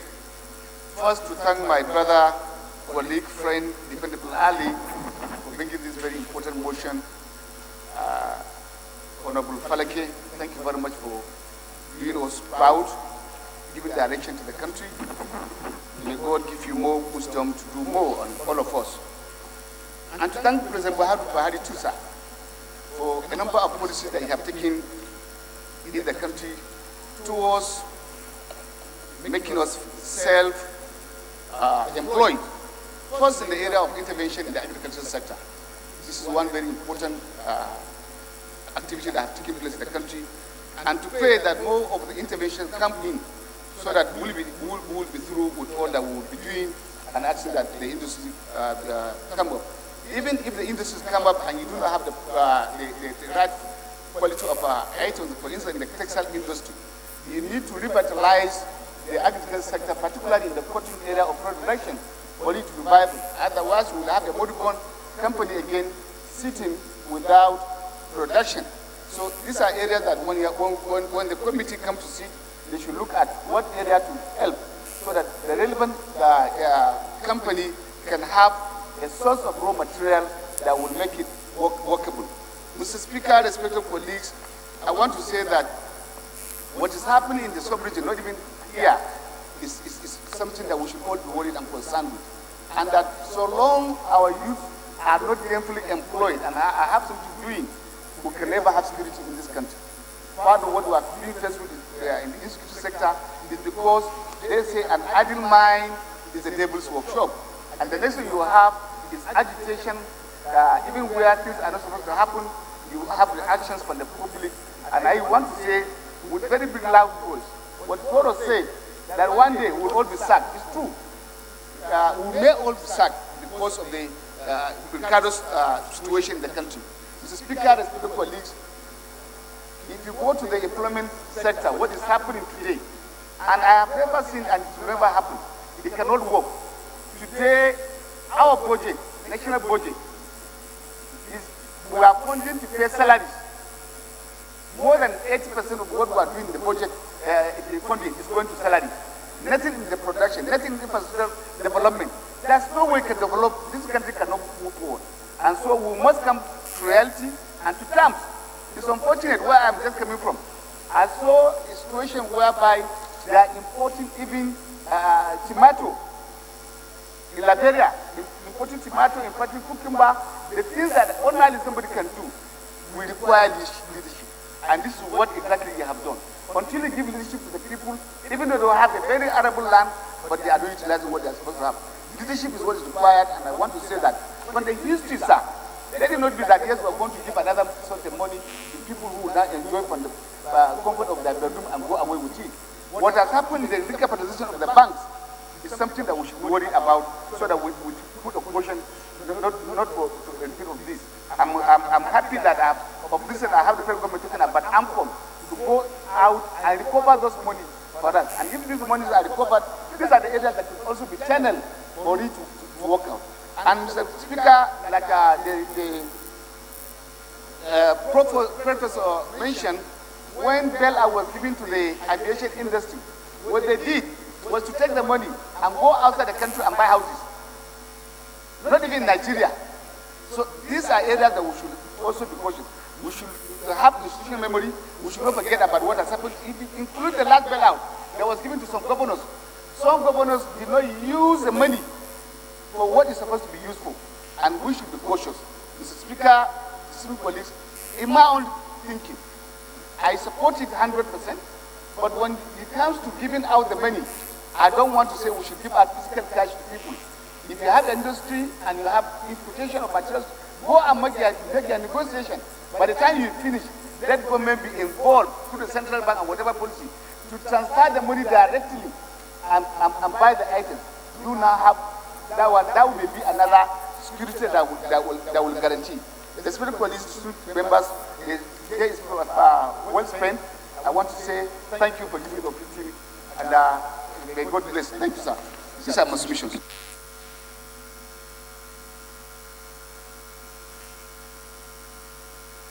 Okay, let's take some quick amendments. I think the first one we'll take is Honorable Jaha. Ahmed has his amendment. Thank you, Mr. Speaker. Abeja Hababa is my name. Chibok Dambo Goza is where I represent. Mr. Speaker, before reading out 2 amendments I have mentioned before you, I want to emphasize on each and every item in less than a blink of an eye. One, with regards to empowering the activities of NDE in the country. All honorable colleagues here will bear me witness. In their various respective states headquarters, you realize that there is an NDE office, but it's now turned to something else. It's no more NDE. The reason why I'm emphasizing on this, for those of us that are human resource specialists, the worst place a person can work is in government. The better place a person can work is in private sector. And the best work you can do is for you to be self-employed.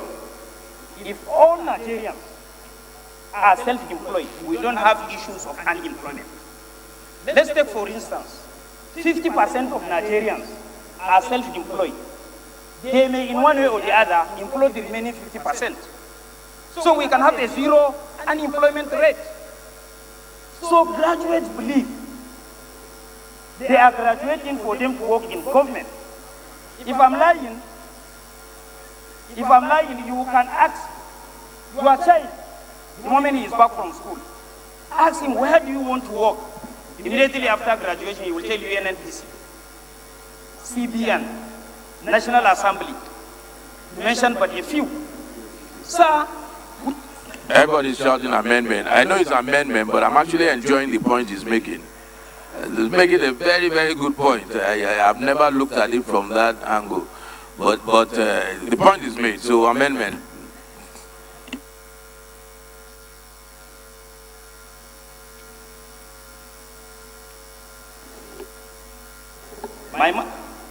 My first amendment is government should emphasize on the NDE program to help our unemployed youth, to revamp it, borrowing from my brother from Kogi. Secondly, government should embark on massive vocational training activities.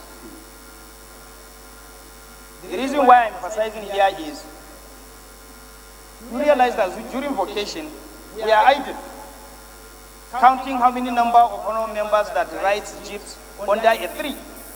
An idle mind is a devil's workshop. But if we are engaged to some extent, in my community of Goza, we have a skills acquisition center where during holidays, people go there and acquire some knowledge. I have 2 graduates now in my house. They are doing POP. They are from Ghana. They are graduates. They speak fluent English and they have good class of degree. But in Nigeria, if you ask him to go and do POP for you, he will insult you and tell you that he is equally a graduate just like the way you are. So, sir, we must cultivate the habit of doing something for ourselves. We should not emphasize on working in government.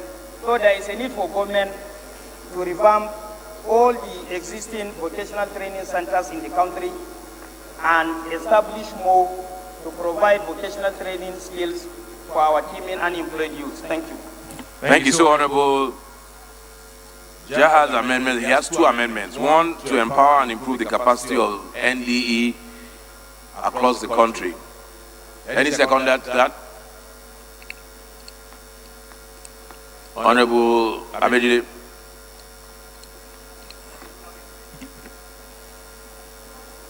Thank you, Mr. Speaker, for this opportunity for the first time in this new era. You better fear God, though, because you've spoken on this floor so many times. But this is new era, sir. I rise to support or to second the motion or the amendment as moved by my brother. Oh, sorry, my name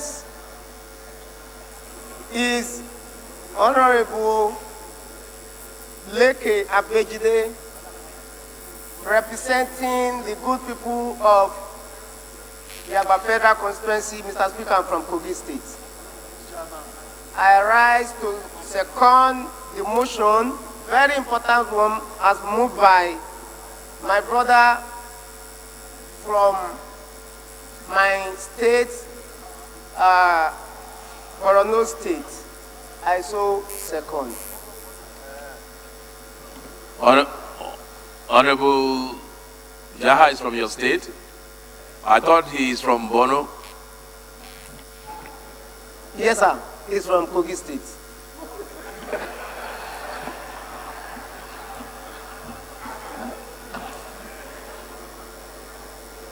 Those in support of the amendment, please say aye.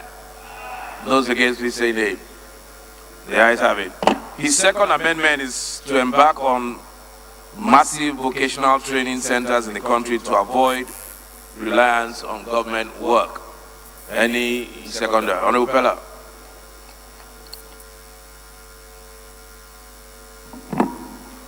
Thank you, Mr. Speaker. I am Honorable Shina Pella. I represent the people of the Seyin Tesiwaju Kajola Iwajawa Federal Constituency. I represent one of the largest constituencies in Nigeria. I am from Oyo State. I also stand as the voice of the common man in the House of Representatives, and I rise to second the amendment as amended by my honorable colleague. I so second. Thank you. Those in support, please say aye. Those against, please say nay. Ayes have it. Honorable Abonta has an amendment. Honorable Abonta, please move your amendment.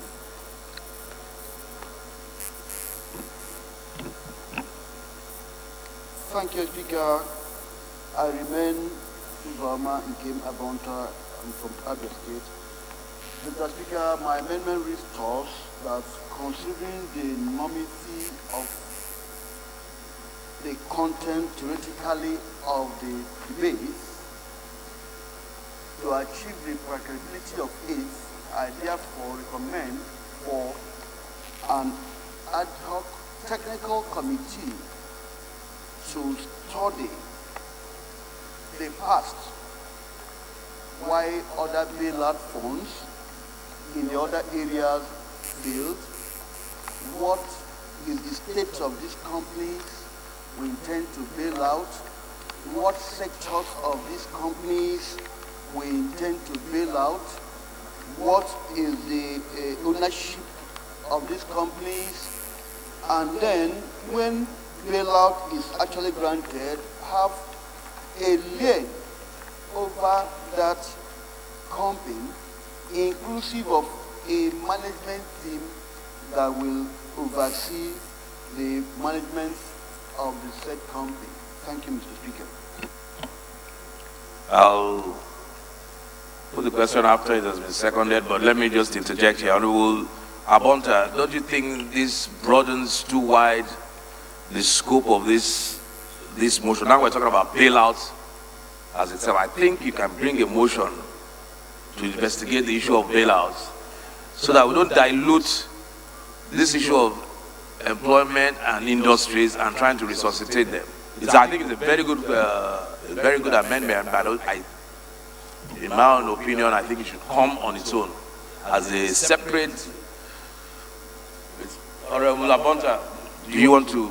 What do you think? Take your hint. Well, my concern was why I made the amendment is actually I agree. Let me explain myself.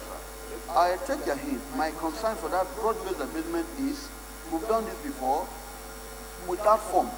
And if there's no framework, we'll go back to square one. So what I'm asking is a broad framework for the bailout. I'll take your hint. Thank you, Mr. Speaker. Thank you, Honorable Abonta. We'll look forward to your motion. So, Honorable Abonta, step that down. Honorable Elumelu's motion, or amendment rather. Thank you, Mr. Speaker. My name is Honorable Elumelu, and I represent I represent the good people of Anyon Church to the federal constituency. I'm proudly from Delta State. Yes. I'm proud. Proudly Delta. No, I'm proudly Delta. My amendment is to the fact that I would prefer that members are allowed through the committees to identify those elite industries and assist federal government so that by the time they are compiling it, we will not have some left out. So the amendment does mandate the following committees: finance, industry, justice, labor, employment, and productivity, to assist in identifying specific and critical ailing and moribund industries in the country, so as to enable the federal government to actualize the bailout proposal. I so move. Any second, please, Honorable Osai. Thank you, Mr. Speaker, distinguished honorable colleagues. I remain Honorable Osai, Nicholas Osai. I represent Local Kwani Federal Constituency of Delta State. I rise, Mr. Speaker, distinguished honorable colleagues, to second the motion ably moved by the minority leader of this great house. I so second. Those in favor of the amendment, please say aye. Those against, please say nay. Ayes have it. Honorable Adejari has an amendment. Honorable Adejari, can you please move your amendment? Mr. Speaker, sir, I still remain Honorable Dr. Samuel Babatunde Adejari, and I represent Agege Federal Constituency of Lagos State.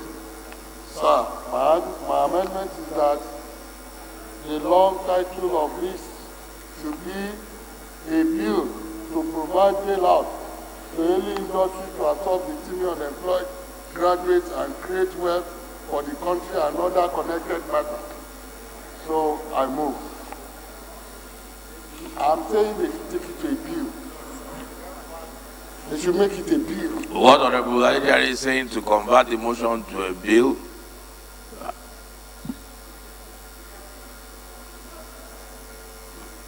Yes, I think what members are saying is a very good idea, but I think Honorable Adejari, I think what members are saying is that just bring a bill.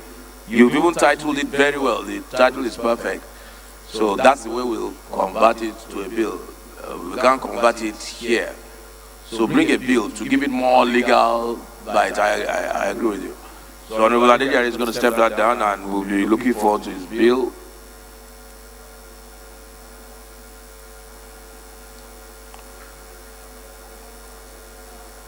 Honorable Adiogo.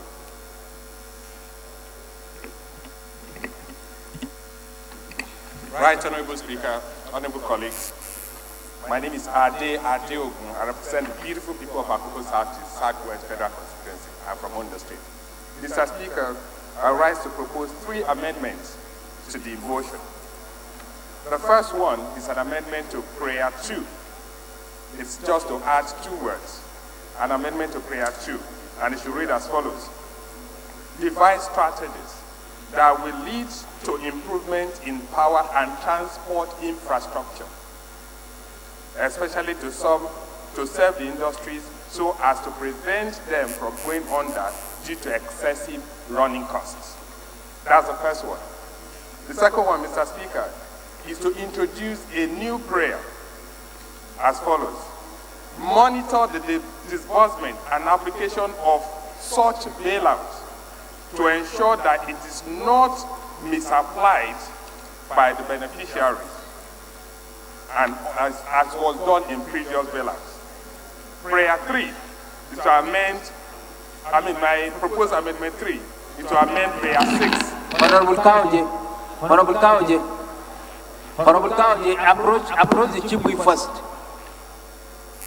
Right, Honorable Speaker. Honorable Sada Assembly, Honorable Kaoje. My third amendment is to propose the amendment of Prayer 6. Sorry, Honorable Kaoje, approach the whip.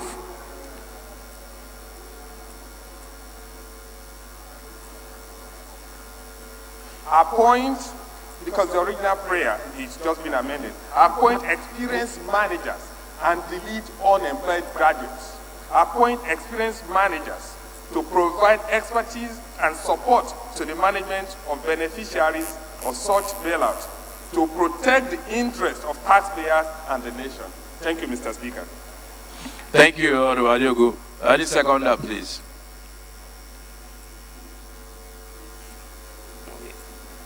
Honorable, are you already getting up? You want to second your neighbors? Okay, go ahead. I was going to call you. Go ahead.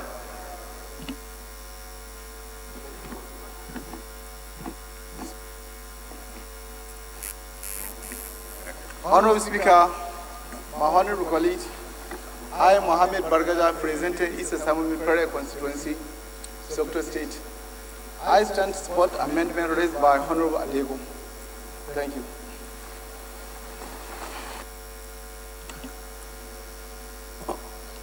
Okay, so the first amendment by Honorable Adiogu goes towards improving the power and transport infrastructure. Those in support, please say aye. Those against, please say nay. The ayes have it. The second amendment, which is to monitor the disbursement of the funds and its application. Any seconder, please?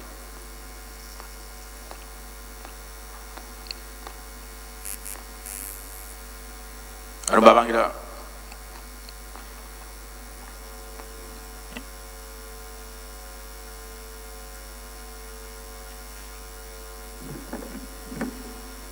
Mr. Speaker, sir, honorable colleagues, good afternoon. My name is Honorable Kane Abubakar Fago, representing the good people of Shira and here the federal constituency of Bauchi State. Mr. Speaker, sir, I rise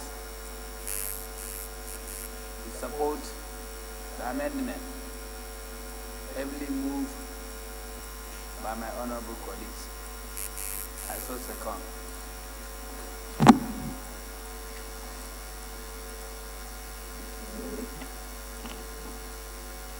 Those in support of that amendment, please say aye. Those against, please say nay. The ayes have it.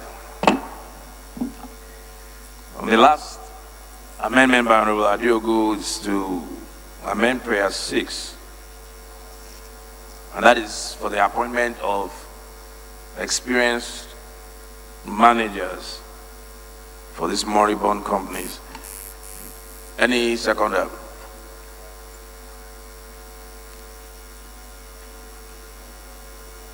Honorable Ali.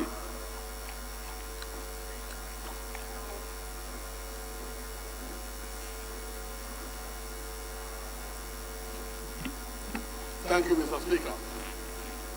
My name is Honorable Ali Adeyemi, representing people of Motion 1, my constituency in Lagos. I rise to second the motion given by my friend from Indo State. I so second, sir. Thank you. Those in support, please say aye. Those in support of the amendment, please say aye. Those against, please say nay. Ayes have it. Those in support of the motion as amended, please say aye. Those against, please say nay. Ayes have it. Clap.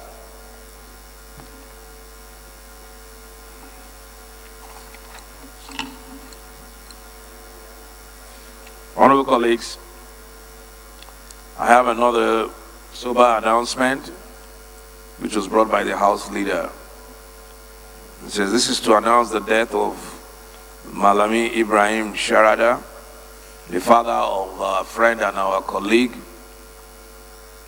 Honorable Shaban Sharada, the Chairman, House Committee on Security and Intelligence.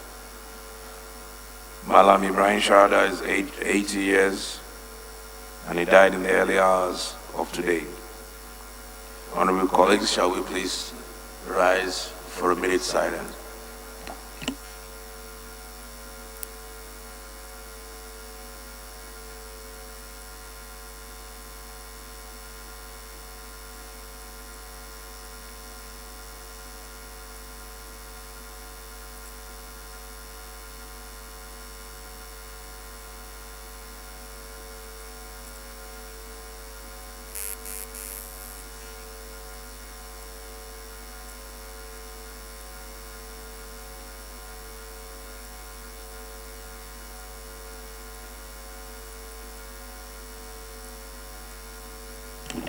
May the soul of the departed rest in peace.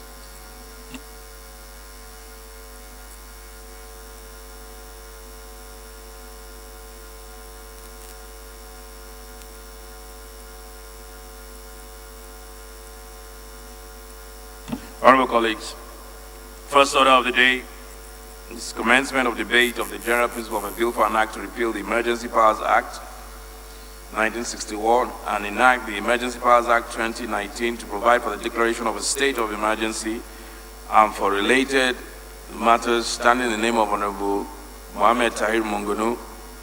Honorable members will recall that the bill was read the first time on Thursday, 4th July 2019.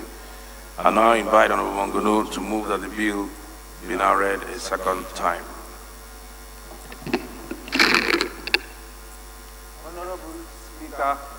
Honorable members, my name is Mohammed Tahir Monguno.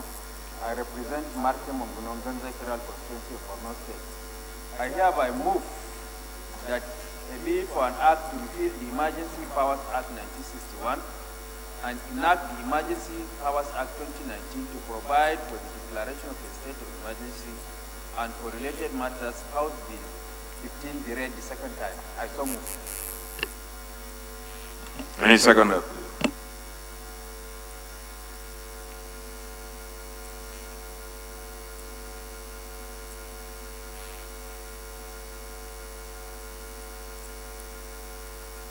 Honorable Namdas. Honorable Speaker, honorable colleagues, I am Abdurazak Namdas. I represent the people of Ganye, Jaja, Tongoma, and Pelwa. I am from Adamawa State. Mr. Speaker, I rise to second reading of the bill as moved by the Chief as well second. Honorable Mongunu, please lead the debate.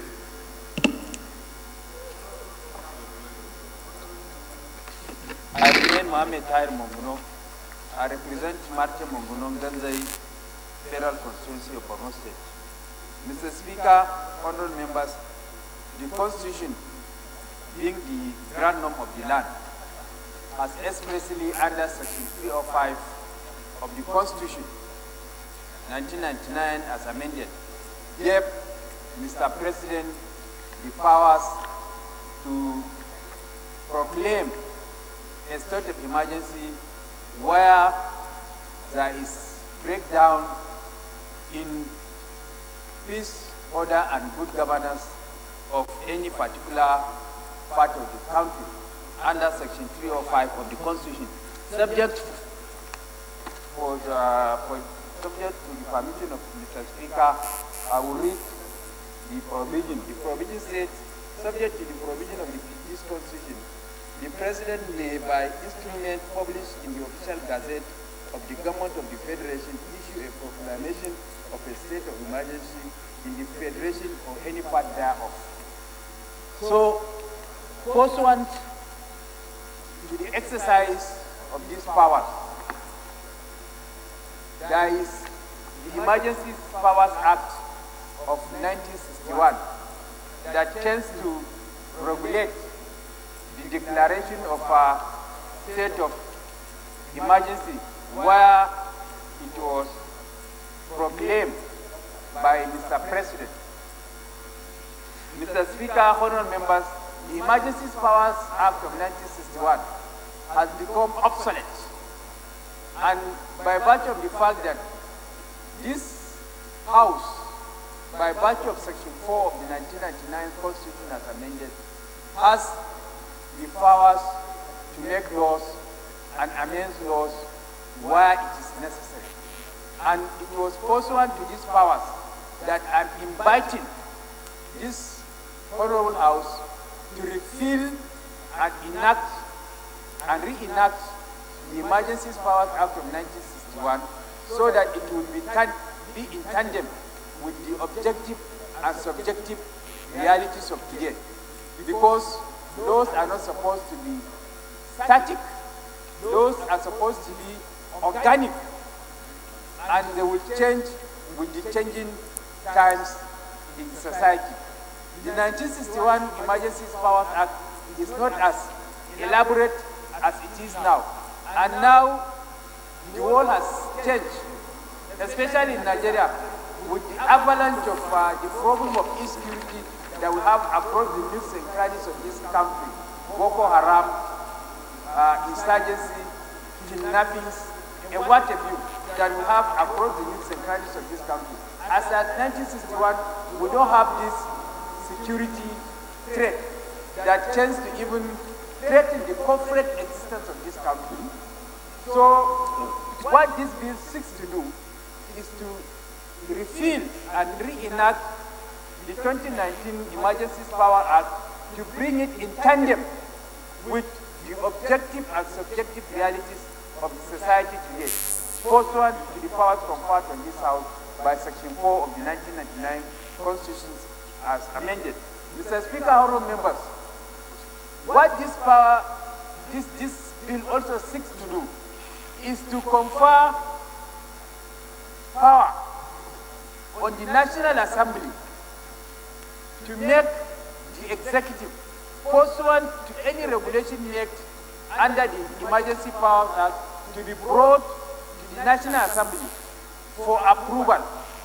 And this is exactly done in order to stem a situation whereby absolute power corrupts and absolute power corrupts absolutely. Because once you give absolute power to an individual or an arm of government, there is tendency for abuse of that power. And then under this bill, if it is finally approved by this August Assembly, such regulations or such powers that are exercised pursuant to the Emergencies Powers Act has to be brought to the National Assembly for approval.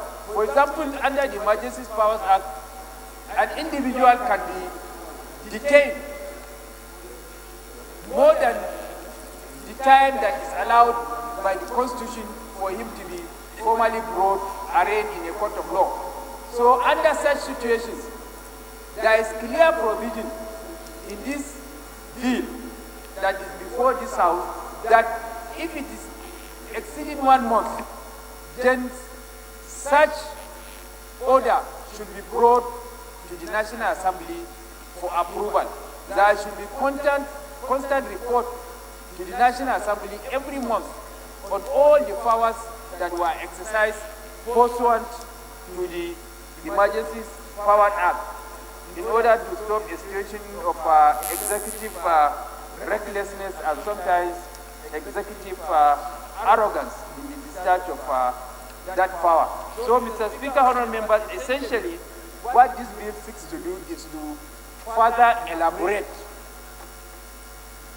on the Emergencies Powers Act and also give National Assembly power to regulate the exercise of such powers to stop a situation whereby there will be abuse as a result of these powers that is conferred on the executive arm of government.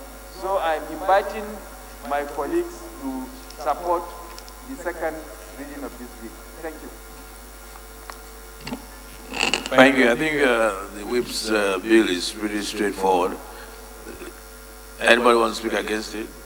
Okay, Honorable Amanda. Thank you, Mr. Speaker. I remain Usoman Kimabonda, Mr. Speaker, from Mr. Speaker, I listened attentively. I'm coming under order 12.1 top 3, Mr. Speaker. I hate and do not want to raise points of order on my very revered leader. However, I've looked at his synopsis, he brought here. This bill is very necessary, very, very serious, and had the possibility of limiting limiting the right of persons because of emergency, arrest warrant, and all whatnot. And I know that by my constitutional knowledge, Constitution also dwells on this so much. The rule I had said is such a thing that is so important.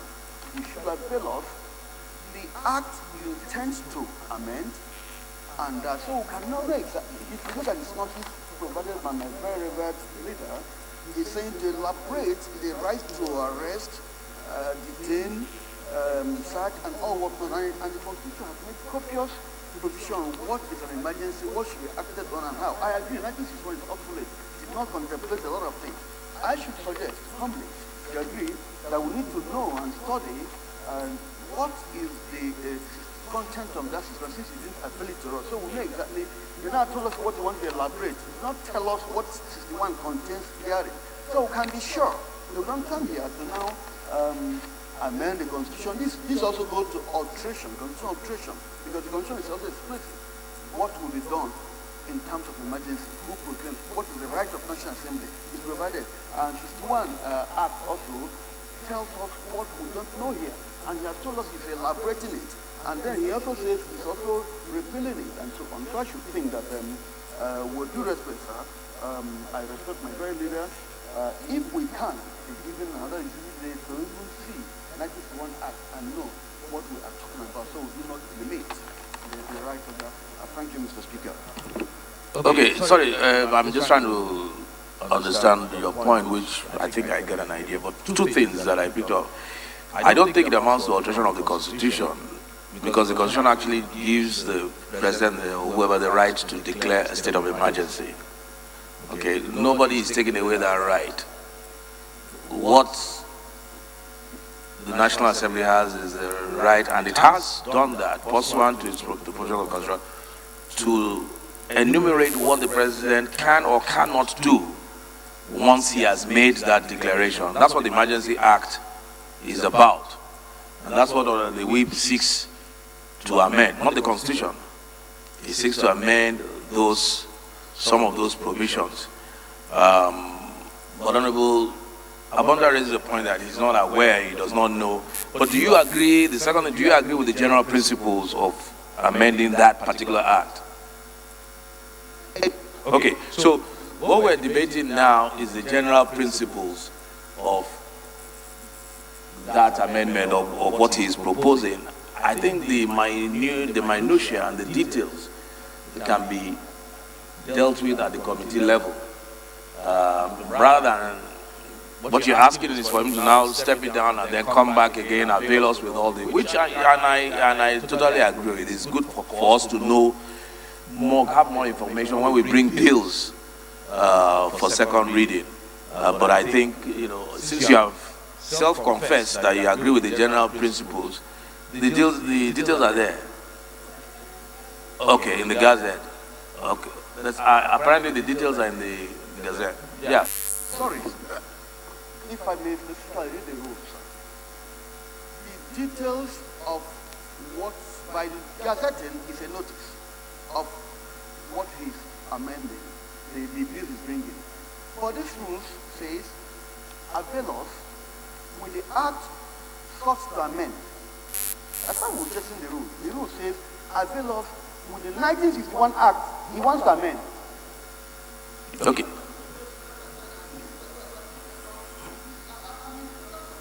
Okay.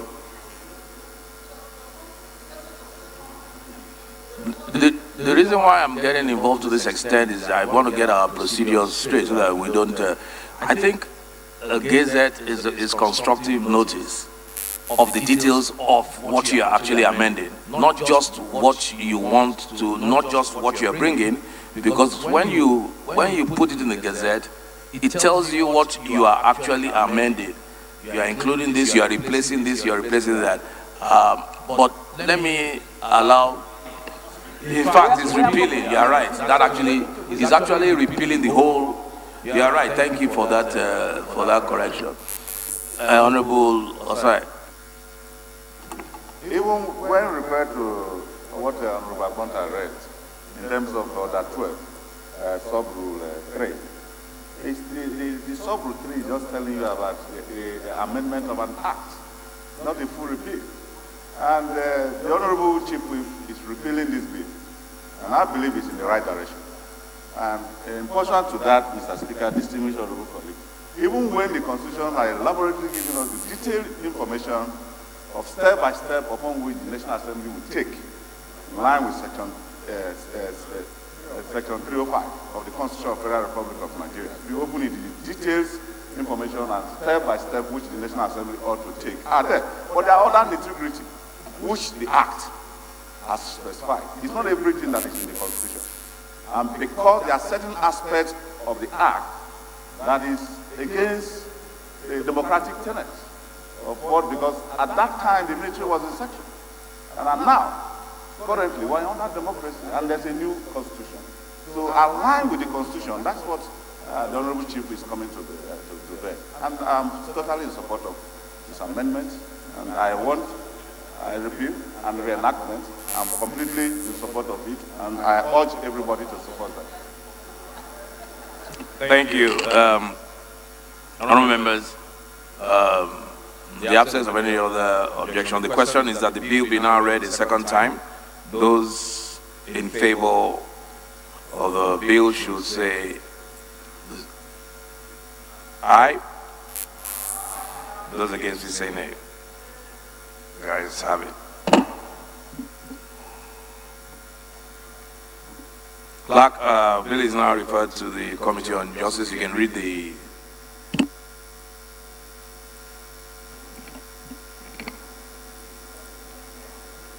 Honorable Speaker, honorable members, the bill for now to repeal the Emergency Power Act 1961 and now the Emergency Power Act 2019 to provide for the declaration of state of emergency and for related matters. Second reading. Thank you. Bill referred to the Committee on Justice. Honorable colleagues, the motion before this one, Honorable Falike's motion, we forgot to refer that. It is referred to the Committee on Industries. Point of order.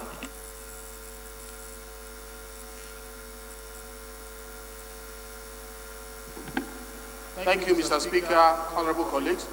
I remain Honorable Benjamin Okezie Carlo. I represent the good people of then the Federal Constituency. I rise under Order 8 Rule 5 of personal explanation. Order 8 Rule 5, we have to do with the corrigendum. Honorable Kalu, correct me if I'm wrong. The voter proceeding came late, Mr. Speaker. I just noticed that yesterday my name was not spelled right. Today my name Can you apply that we suspend our rules so that we can take this personal explanation? Please, Mr. Speaker, may I move that the relevant rules be suspended so that you can take a personal explanation, Mr. Speaker?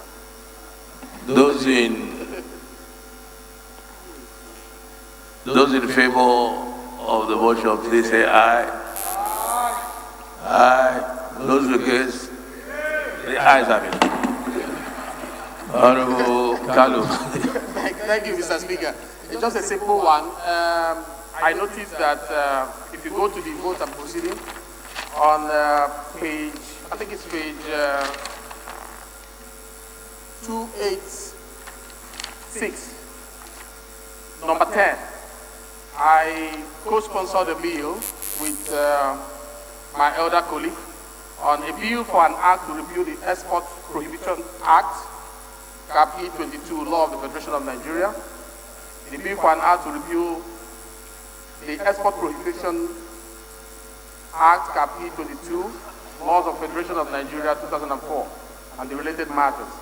When it was reported yesterday, my name was spelled as Benjamin O. Killer. And today, I saw that it was being reported as one other. Mr. Speaker, my identity is well known as Benjamin Okezie Carlo. I want to ask that National Assembly Press take notice of this and make the correction so that the sponsors of the bill will be Honorable Mohammed Tahib Mongano as well as Benjamin Okezie Carlo. Thank you, Mr. Speaker and honorable colleagues. I'm not killer. It's interesting that you're correcting your name and you pronounce the chief whip as Monganu.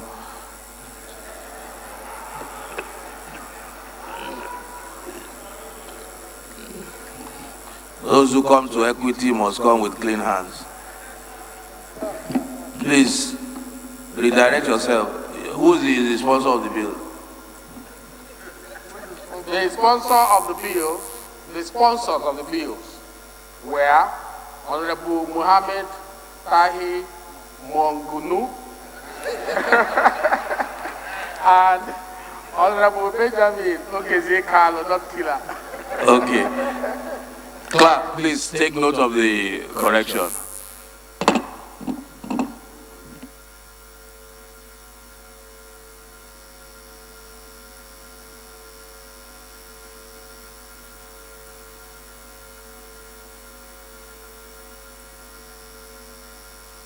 The second order of the day is commencement on debate on the general principles of a bill for an act to regulate commodities future trading in Nigeria, to provide for establishment of the Commodities Future Trading Commission and for related matters.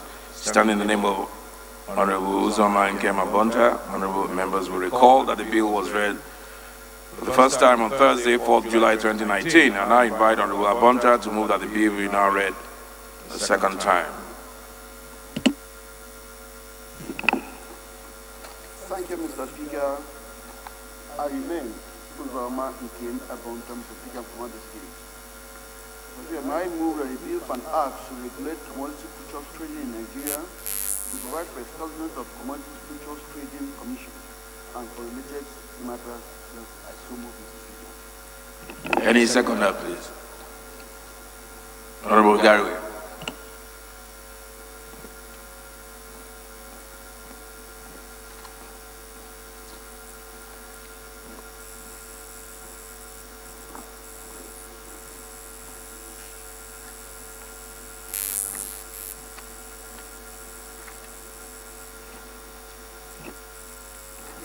Okay.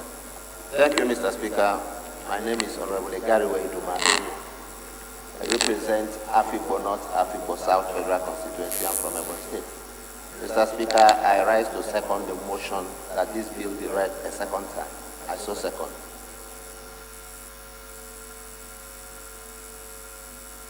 Honorable Abonta, please lead the debate. Thank you, Mr. Speaker. I remain Uzoma Nkema Bonta. Mr. Speaker, this bill seeks to regulate and introduce in fact what I distilled as commodity futures trading, and also provide for the regulation of commodity markets in Nigeria. Mr. Speaker, I had compiled a very detailed, about 7 pages document which I had caused to be circulated in this chamber, but for want of time, we could not take the bill yesterday. For today, I did not recirculate it again for lean force, Mr. Speaker. But I had made available 360 of such documents yesterday. Mr. Speaker, Nigeria has been known traditionally to be dependent and reliant on agriculture, as well as subsistence agriculture. Mr. Speaker, we are talking about diversifying of our economy. We've talked so much about agriculture, we've talked so much about what do we do apart from oil. The resultant effect when this becomes is that we'll have a lot of commodities that we do not harness about the marketing. Mr. Speaker, right here we agreed that we should repeal the sales of agricultural products so that people can begin to market them or export them. If we do not have a commodity commission to look at this, then we may run into a kind of crisis. If I look at some historical trade, we had before this time how we call commodity boards. that had marketed cocoa, granite, palm oil, and all whatnot. And in year 2019, when we were thinking about diversifying our economy, we do not have a systemized way of marketing our products. What is it that the other third world countries are doing and getting tried that we are not doing? In my detailed paper, I brought out a number of countries that operate commodity exchange, and they are doing very, very well. Mr. Speaker, the irony of it is that we also have a commodity exchange commission here that we budget every day, but they have no legal backing. They are not there. There's no legal backing, there's no framework, there's no homework, and every year in out, they come to a budget, we budget for them and all whatnot. This bill seems to take away the haphazard way we deal with commodities and bring in conformity the realities of our time, what other nations are doing. I'll give you an example, Mr. Speaker. We must cause a change, a proper change in our agri sector. For example, I'm aware that the tallest building in Ibadan today was built by cocoa pond and cocoa board and all whatnot. Today, we produce cocoa, dry, and set out to companies that manufacture a lot of high-quality chocolate and will spend millions of dollars in getting them back. One of the things that this commission will do is to organize and ensure that this product, when produced, will have value. I'll give you an example.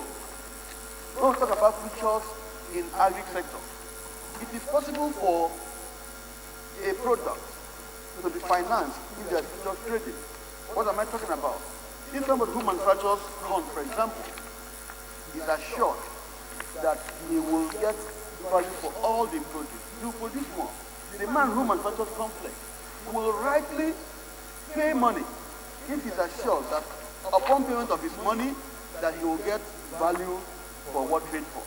I mean, there's a whole lot of things to gain in futures trading, in commodity commission. There's no other way we can have agricultural entrepreneurship. We are canvassing for increase in agricultural volume and all whatnot. But if we do not begin to tighten up these sectors that will lead us to where we're going to, we'll run into crisis.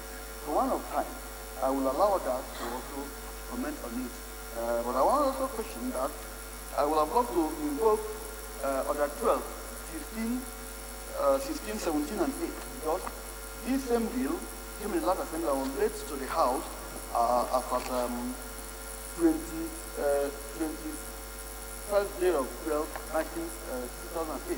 But for the benefit of new members, I want us to look at the things thoroughly and so on, so I will do the need to. Thank you, Mr. Speaker. Honourable members, the question is that the bill be now read a second time. Those in favor of the motion should say aye.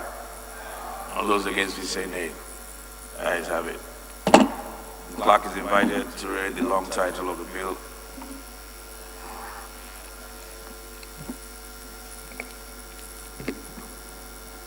Honorable Speaker, honorable members, the bill for now to regulate commodities future trading in Nigeria, to provide for establishment of the Commodities Future Trading Commission and for related matters. Second reading. The bill is referred to the Committee on Capital Markets and Institutions.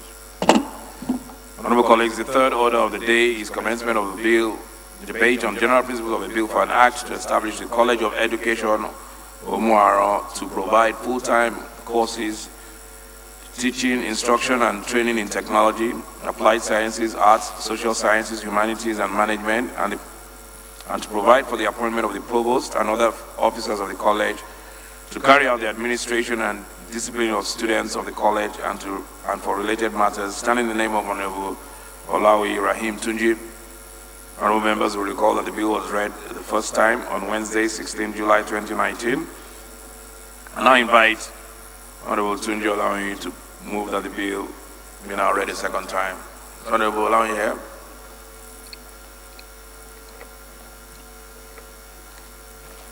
Thank you, Mr. Speaker. my honorable colleagues, my name is Abdurrahim Tunji Olawi.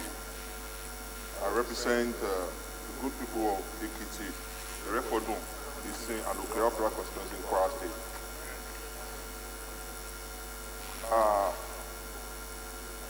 I rise one act to establish Federal College of Education tomorrow in Kwara State to provide full-time courses, teaching, instruction, and training in technology, applied sciences, art, social sciences, humanities, and management, and to provide for the appointment of the provost and other officers of the college to carry out the administration and discipline of students of the college and for illicit matters.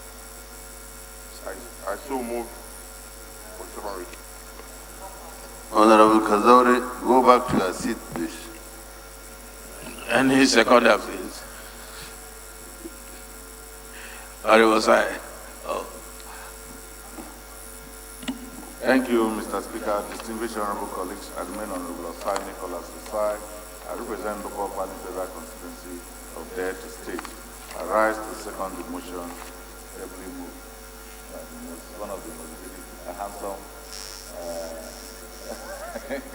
handsome man in this chamber. I so second. Okay, Honorable, would you please lead the debate?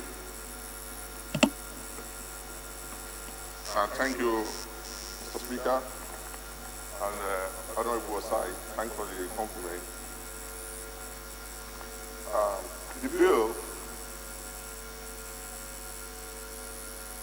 took cognizance of the present and uneven distribution of gross and inadequacy in assimilating the teeming population of candidates seeking admission into higher institutions in Kwara State, particularly in the educational line. This necessitated the need for establishment of Federal College of Education in Kwara State. Presently, Kwara State has no Federal College of Education. The last one was when Kwara State and Kogi State were together, and it has been transferred to Kogi State. For instance, out of the 31,260 candidates that applied for admission in Kwara State Polytechnic, Ilorin, according to the rector, the Polytechnic could admit only 4,380 candidates, which is the maximum capacity of the institution as approved by the National Board for Technical Education. The same goes for all existing institutions in the state. The maximum capacity of existing institutions is grossly inadequate to assimilate the teeming population of candidates seeking admission into higher institutions. Mr. Speaker, honorable colleagues, it is my belief that if the College of Education of Umuaran process is established, it will cover up for the inadequacy to assimilate the teeming population of candidates seeking admission into higher institutions, including Kogi, Osun, and other neighboring states, which constitute the catchment area of the state.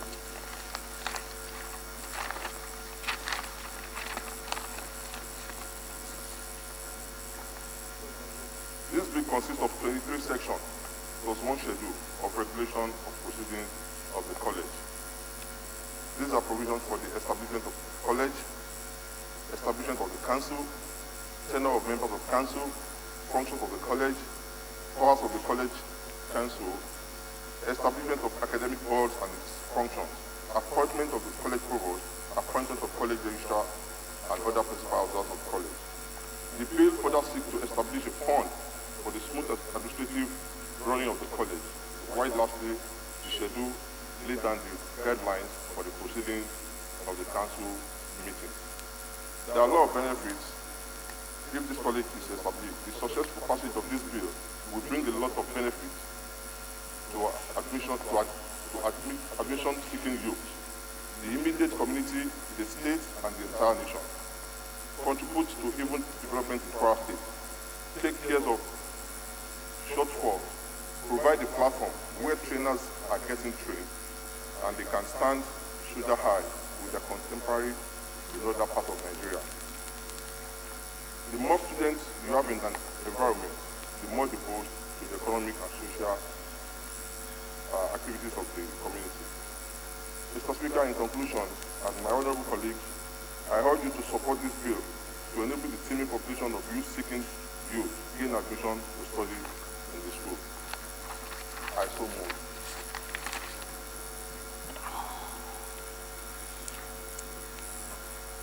Honorable colleagues, the question is that the bill be now read a second time. Those in favor of the motion, please say aye. Those against, please say nay. The ayes have it. Clerk.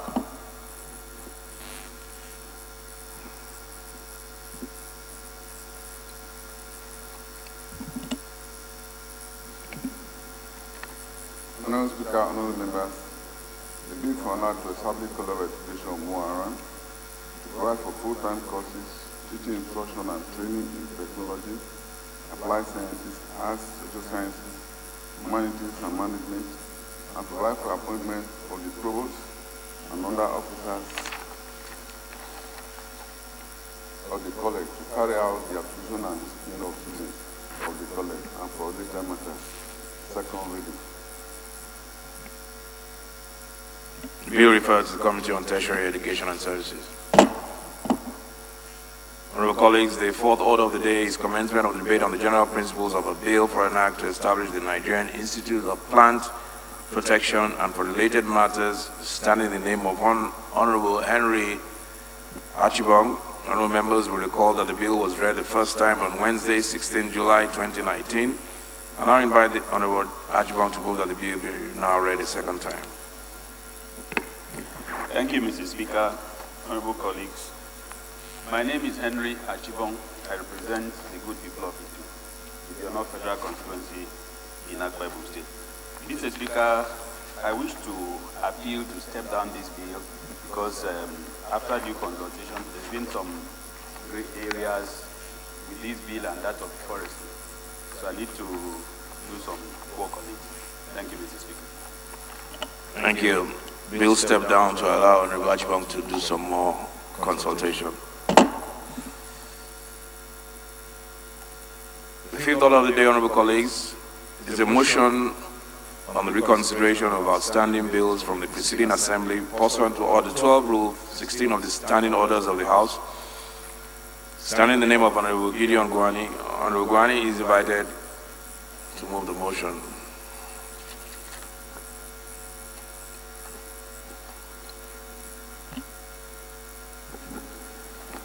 Thank you, Mr. Speaker. Honorable colleagues, my name is Honorable Gideon Gwani. I come from Kaduna State. I represent Gaura Federal Constituency. Mr. Speaker, I rise to move for the reconsideration of outstanding bills from the preceding assembly pursuant to Order 12. Rule 16 of the Standing Orders of the House of Representatives. Mr. Speaker, honorable colleagues, the House notes that pursuant to Order 12, Rule 16 of the Standing Orders of the House, bills passed by the preceding assembly and forwarded to the Senate for concurrence, for which no concurrence was made or negative or passed by the Senate and forwarded to the House, for which no concurrence was made or negative, or which was passed to the National Assembly and forwarded to the President for assent, but for which assent or withholding thereof was not communicated before the end of the tenure of the Assembly. The House may resolve that such bills, upon being regazetted or clean copies circulated, be reconsidered in the Committee of the Whole without being commenced de novo. The House also notes that the aforementioned bill was passed by the preceding assembly and forwarded to the President for assent, but for which assent or withholding thereof was not communicated before the end of the tenure of the last assembly. Aware that the bill was regazetted as HB 46 and read the first time on Wednesday, 10th July 2019, the House resolves to commit the bill to the Committee of the Whole for consideration. Mr. Speaker, I'd like to move.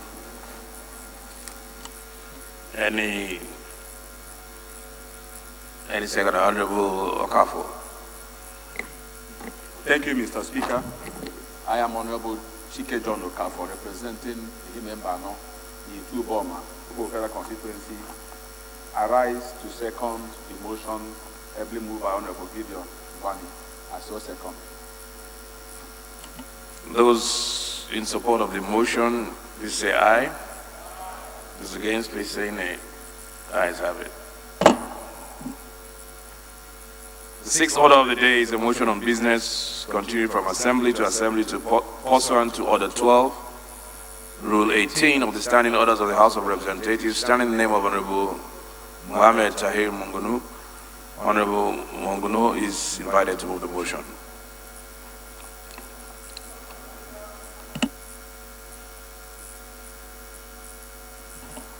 It's okay, it's okay. Be careful.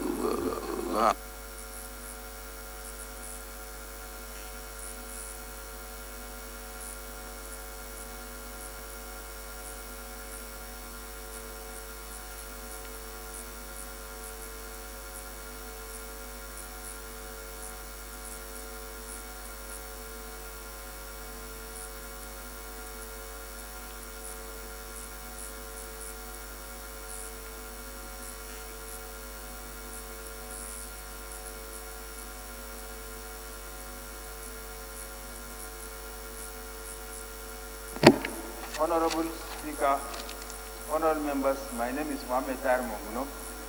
I represent Marche Monguno Nganzai, Federal Constituency of Borno State.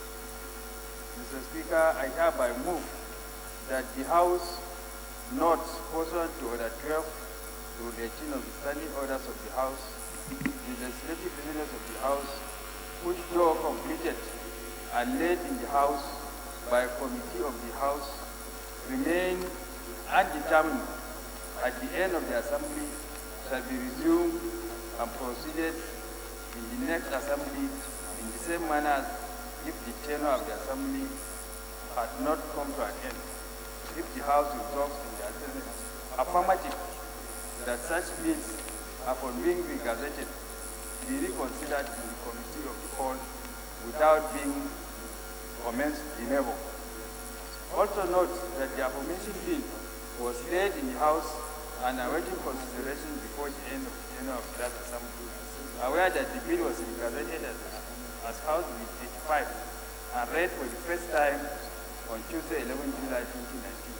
Resolved to commit the bill to the Committee of the Whole for consideration. I so move. Any seconder? Honorable Sada.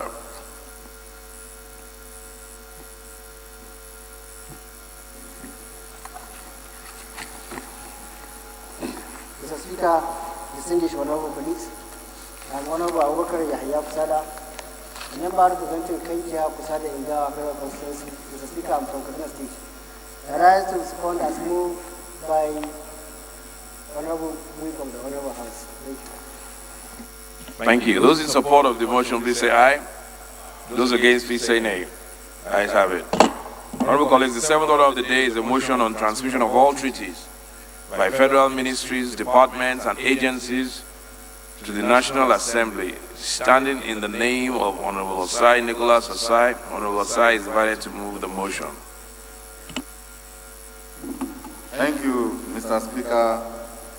Distinguished and respected honorable colleagues, I remain Honorable Osai Nicholas Osai. I represent local federal constituency of Delta State. Mr. Speaker, transmission of all treaties by federal ministry, departments, and agencies to the National Assembly. The House notes that local status of any country are not always sufficient to address issues of man's existence and sustenance. Hence, the undoubted need for international laws to complement local status. Mr. Speaker, distinguished honorable colleagues, the House also notes that international law arguably remains a major source of Nigerian law, which in principle is fundamentally binding in Nigeria.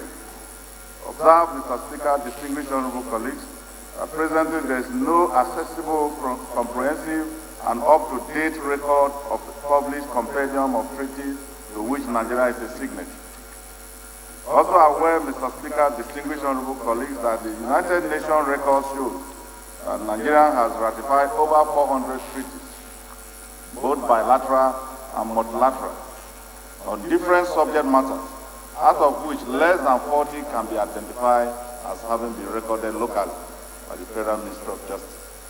Also aware, Mr. Speaker, distinguished honorable colleagues, that on 21st August 2017, the Attorney General of the Federal Federations and Minister of Justice, Mr. Abubakar Malami San, was reported to have identified a major challenge to domestication of treaties in Nigeria as a non-arrangement or early involvement of the National Assembly in the negotiation process, which adversely affects facilitation, domestication, and full protection of the country international agreements. Cognizance, Mr. Speaker, distinguished honorable colleagues, that some of the undomesticated treaties could have a direct positive impact on advancement of the fundamental rights of the citizenry and the national economic growth. Concern, Mr. Speaker, that the non-involvement of the National Assembly in the negotiation process in line with Section 5 of the Treaty Making Procedures Act and the failure to transmit all signed treaties and international instruments to the National Assembly by the executive arm of government have affected the rate of domestication of the treaties and also deny citizens the benefits associated with such international treaties. Also, Cognizant, Mr. Speaker, distinguished honorable colleagues, that the intention of Section 12 of the Constitution of the Federal Republic of Nigeria, 1999, as amended, which vests the National Assembly with power to enact treaties, is not a claw in the wheel of executive progress, but a sword in the hands of the legislator to defend Nigerian sovereignty and territorial integrity. Inform, Mr. Speaker, distinguished honorable colleagues, that as an urgent engagement by the legislatures and executive will create a synergy and collaborative effect that will lead to a collaboration between both arms of government for proper realizations of the objective of Section 12 of the Constitution and also Section 5.1 of the Treaty Making Procedures Act of 2000. Resolved, Mr. Speaker, distinguished honorable colleagues, to call on the Federal Ministry, departments and agencies, MDAs, to transmit all signed, ratified, and domesticated treaties and other international agreements, both bilateral, multilateral, to the Registrar of Treaties in the Federal Ministry of Justice and to the National Assembly within 2 weeks. Also resolved, to call on the Registrar of Treaties in the Ministry of Justice to transmit the list of all ratified domesticated treaties and international agreements to the National Assembly within 3 weeks for further legislative action. Urge Mr. President of the Federal Republic of Nigeria to ensure that all signed treaties are presented in the National Assembly within 30 days for domestication. Also urge the President to ensure early engagement and involvement of the National Assembly in the negotiation team of any treaties and international agreements to which Nigeria is interested.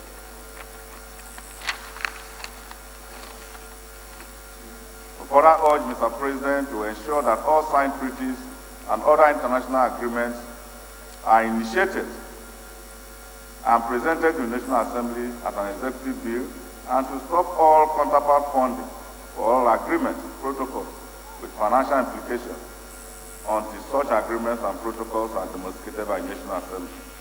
And mandate the Committee of Treaties, Protocols and Agreements to, as a matter of urgency, commence the review of all treaties, agreements, and protocols signed and ratified by Nigeria. I so move. Honorable Kauji, can you second?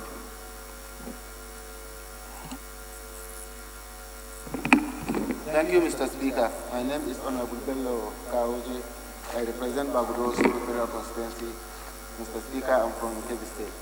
I rise to stone the motion moved by my honorable colleague, Honorable Osai.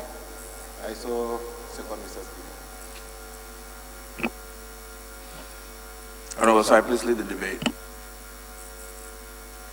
Thank you, Mr. Speaker, distinguished honorable colleagues. Just as I earlier said in the body of the motion, that over 400 treaties, agreements, and protocols have been signed, ratified by this honorable, by Nigeria. And yet, these treaties are of benefit to our citizens. Some of them are human rights that can protect you and protect your family, and yet not domesticated. That means it does not have force of law. Mr. Speaker, distinguished honorable colleagues, Section 12 of the Constitution of the Republic of Nigeria has vested power on you and me to be able to legislate and domesticate these laws that we have signed. Because if you have gone to negotiate international treaties, it's for the good and benefit of the country. But it can only be beneficial to the country and its citizens if it is well domesticated. And Mr. Speaker, distinguished honorable colleagues, you will recall that even the Treaty Making Procedure Act, under Section 5, Section 1 of it, B of it, you look at that every treaty that has some financial implication must reach to the National Assembly. And you can see yesterday, we just constituted a committee to look into one of the issues. For an agreement signed which Nigeria is likely going to lose about $9.20 billion. These are key issues that National Assembly has to come to bear. Mr. Speaker, you also recall currently, even the Central Bank of the Federal Republic of Nigeria was about swapping the Nigerian currency under an agreement with the Republic of China. And yet, the body that represents the people, that protects the people's interests, and that are supposed to oversee those issues of the people are not being carried along in the process, whereby such very fundamental issues are being discussed. Mr. Speaker, distinguished honorable colleague, you will recall that in the year the Supreme Court of the Federal Republic of Nigeria in 1949, that the Supreme Court has made a pronouncement in several cases on the need to domesticate treaties. There was a case in 1949, but not under Supreme Court. But Supreme Court made its own pronouncement, which I read with your kind permission. That is, made pronouncement in several cases on the need to domesticate treaty in order to have force of law in the country. And some of the cases include the case of registered trustee of National Association of Community Health Practitioners of Nigeria versus Medical Health Workers of Nigeria.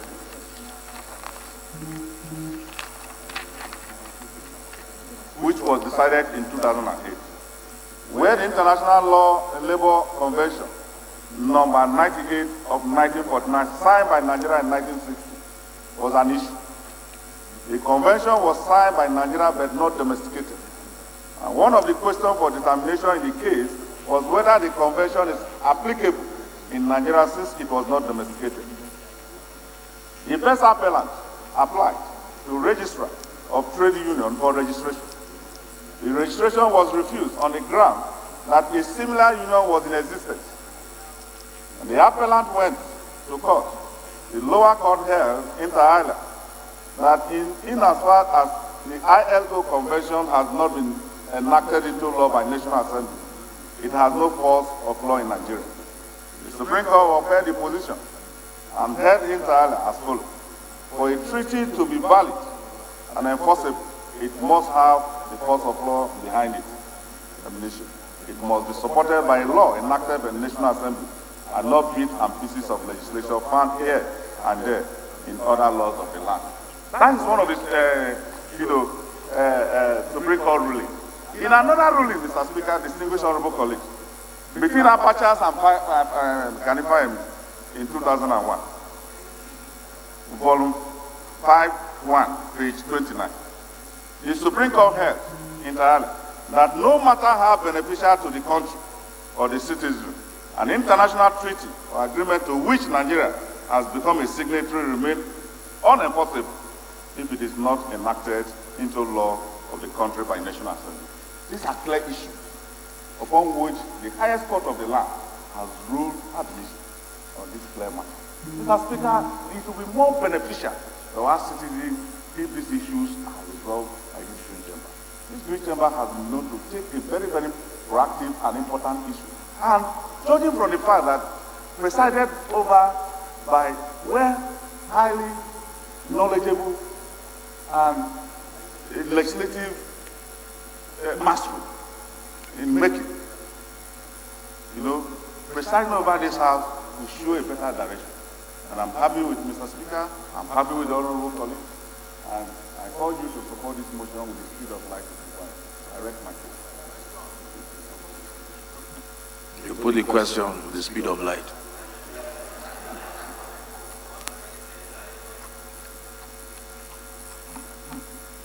Yes. Those in support of this motion, please say aye. Those against, please say nay. Ayes have it.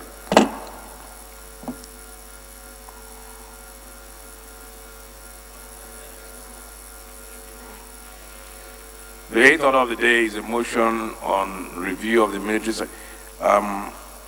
Honorable Ifeanyi, can you approach the chair, please?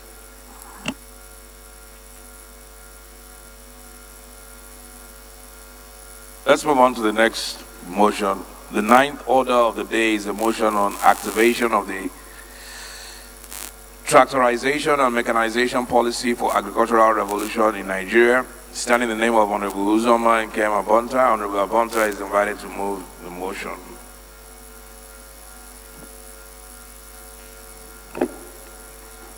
Thank you, Mr. Speaker. My name is Uzoma Nkem Abonta.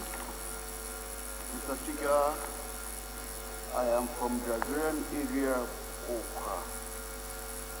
I am from Abia State. Mr. Speaker, I move the motion to activate of tractorization and mechanization policy for agriculture in Nigeria. The House knows that the oil boom in Nigeria ensured that the petroleum sector overtook agriculture as mainstay of national economy. Hence, coupled with abundant food and cheap labor at that time, successive governments became complacent in requirements to move agriculture from subsistence level to mechanized scale farming stage. Also note that the volatility of oil sector all over the world means that oil-rich nations are beginning to move towards replacing the product as a major driver of their economy. The House is also aware that only high-tech agricultural mechanization, which replaces human and animal farming methods, can restore the agricultural sector as the main driver of Nigerian economy, as well as ensure increased agricultural productivity in the face of the rapidly growing population. Also aware that countries like Singapore, Indonesia, Malaysia, Sri Lanka, Taiwan, Ceylon, Chinese, Egypt, Ghana, Pakistan, and India, with similar agrarian prospects like Nigeria, have initiated and are implementing deliberate tractorization policy attendant to a series of success stories in their bid to achieve full-scale agricultural mechanism. Concerned that a country that seeks to diversify its economy from oil to agriculture for over a decade or more still accounts for the least amount of tractor and power tiller in comparison to India and aforementioned countries. Also concerned that efforts to provide tractors through the government tractor hire service have failed as farmers are confronted with challenges of untimeliness of service due to shortage of tractors and its operators, irregular supply of diesel in rural areas, frequent breakdown of tractor equipment coupled with shortage of spare parts and all whatnot. Cognizant that the inability to mechanize agriculture via the lift from tractorization to use of power tiller so as to migrate from subsistence farming by 2019 portends danger to food scarcity and indicates an indefinite time period to successfully diversify our economy from oil to agricultural base. In order to evolve a pragmatic and deliberate policy on tribalization, the use of power tiller to aid agriculture in the country, the House resolved mandate the Committee on Agricultural Production and Services to investigate and assess the agricultural-related policy with emphasis on provision of tractor power tiller with a view to initiating a deliberate agrarian policy for the agricultural sector and to report back to the House within 6 weeks. I so move, Mr. Speaker. Any Honorable Maki, can you second?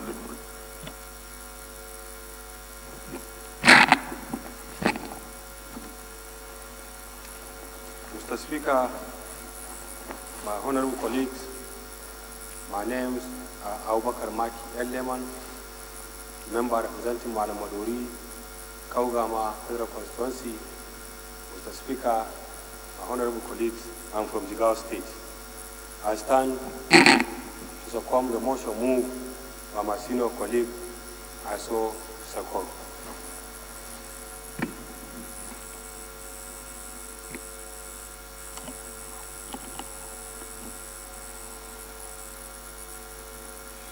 Those in support of the motion, please say aye. Those against, please say nay. The ayes have it. Honorable, fine.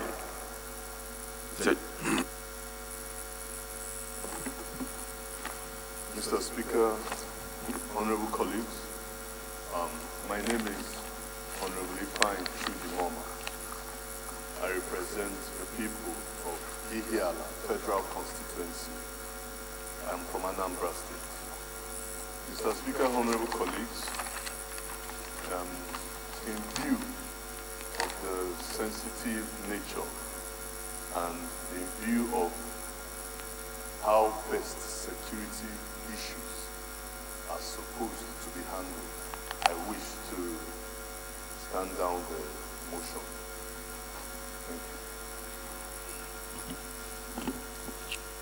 Thank you, Honorable Mama.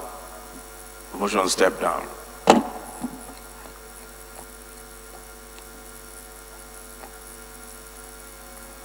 The 10th order of the day is a motion on call to establish more radiology centers and provide the latest linear acceleration machines in general hospitals across the country, standing in the name of Honorable Dachug Bagos. Honorable Bagos is invited to move his motion. Thank you, Mr. Speaker. I'm Dachug Musa Bagos, representing the good, great people of Jos South, Jos East, Federal Constituency of the great state of Plateau. This motion is very dear to me as I take it. The House notes with concern the poor level of service delivery and inefficiency prevalent in government hospitals and the health sector generally as a result of poor funding and inadequate facilities and personnel in health institutions across the country.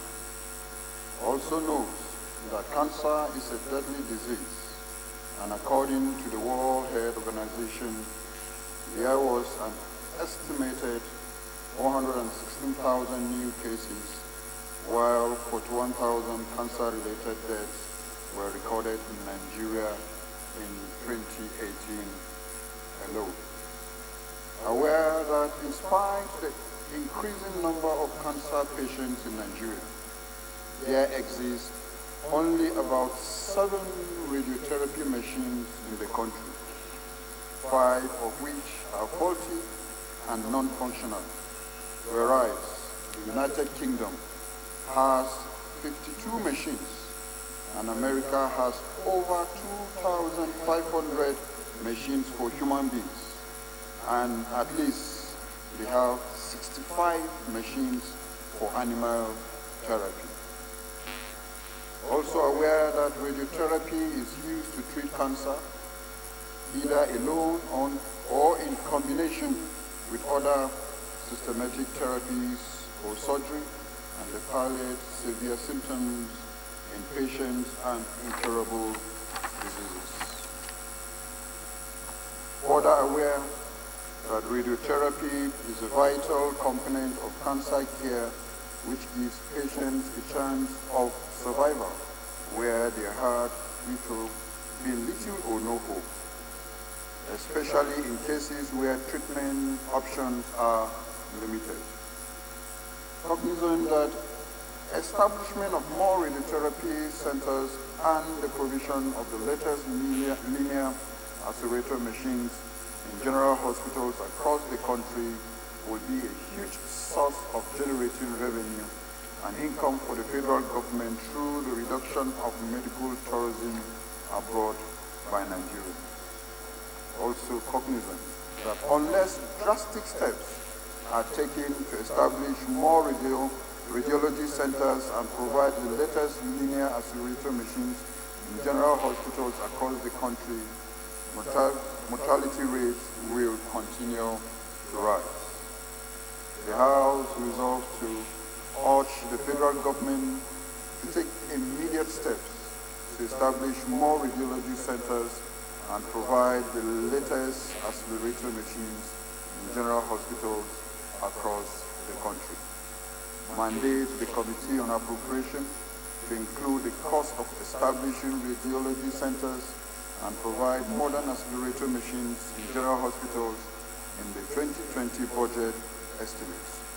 And also mandate the Committee on Health Institutions to ensure compliance. I so submit, Mr. Speaker.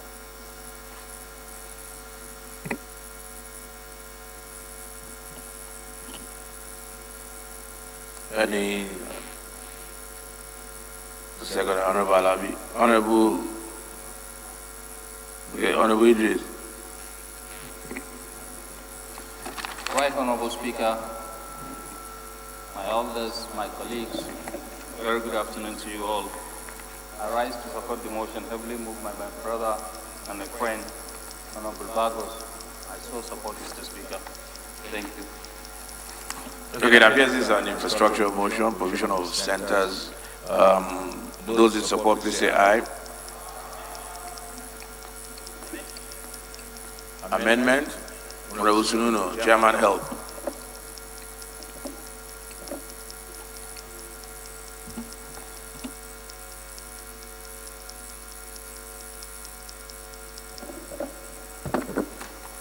Mr. Speaker, I'm Honorable Dr. Yusuf Tanko Sununu, member representing Yahuri Shanga and Guest Federal Constituency. Mr. Speaker, I must commend Honorable Bagos for moving this motion. Mr. Speaker, as we know, the country is being developed by increased instead of cancer and cancer-related disease and mortality. But however, sir, while we still require linear accelerators in Nigeria for the purpose of treatment and care of cancer patients, the motion appears to be somehow overzealous. The basic fact is that it's not only the linear acceleration machine that's made or will make an oncology center. As I'm talking today, we only have in the country 60 radio-oncologists. Now, if we have 774 local governments in Nigeria, and each local government will be provided with a linear accelerator, we lack sufficient manpower to man such centers. And it may amount to wastage of resources. Radiotherapy machine is not like an ultrasound machine. It requires special locations to place it. It requires a specially trained manpower to man it. Otherwise, the benefit, the risk may even outweigh the benefit.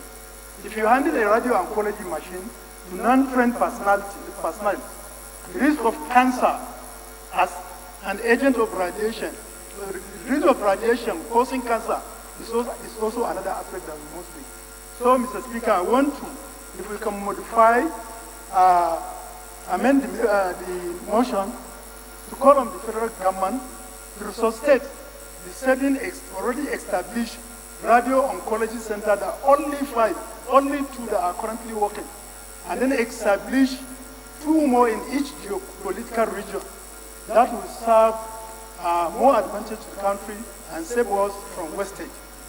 And I want to thank him for bringing this motion, and I think it's something that we need to do. The mortality as a result of cancer is on the increase. Therefore, I think I will move for an amendment to sustain the 7 radio oncology centers in the country and add at least an additional one in each geopolitical region. I so submit, Mr. Speaker. Anybody seconding Honorable Sunu's amendment, please? Honorable Kusada again.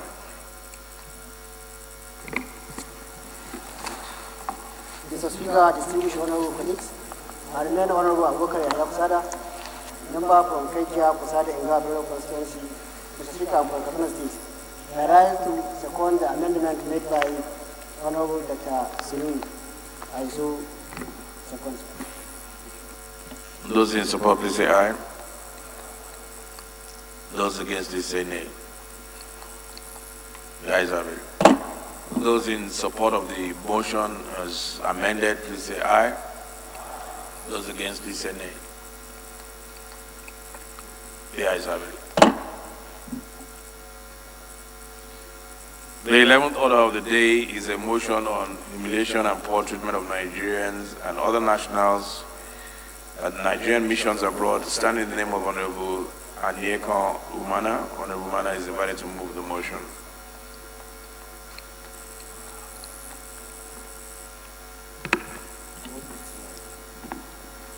Mr. Speaker, honorable colleagues, my name is Anieka Umana. I represent the very unique people of Abak, Ikimeko, Ika Federal Constituency. Mr. Speaker, I am from Akwa Ibom State. Mr. Speaker, thank you for the opportunity this afternoon, and I will very quickly move this motion on the need to address the humiliating and poor treatment of Nigerians and other nationals at Nigerian missions abroad.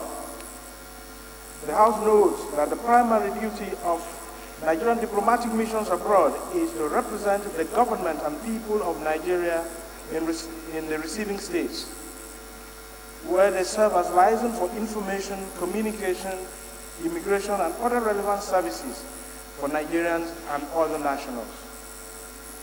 Aware of reported cases of poor service delivery, humiliating treatment, unwarranted delays, extortion of Nigerians, financial extortion, and other nationals, including students seeking immigration services.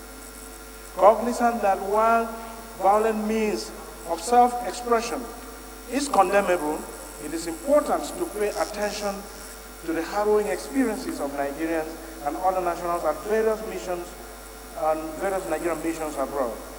The House resolves, therefore, to urge the Federal Ministry of Foreign Affairs, the Nigeria in the Diaspora Commission, and other relevant agencies to be mindful of the plight and concerns of Nigerians and other nationals in the host countries and uphold their dignitaries.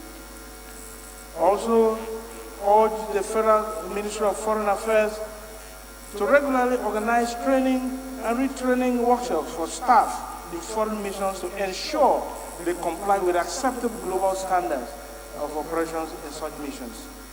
To mandate the Committees on Foreign Affairs and Diaspora to interface with the Federal Ministry of Foreign Affairs and the Nigerian Diaspora Commission on the poor service delivery of Nigerian missions abroad with a view to putting in place measures to ensure proper treatment of Nigerians and other nationals seeking consular services at these missions and report back within 6 weeks for further legislative actions.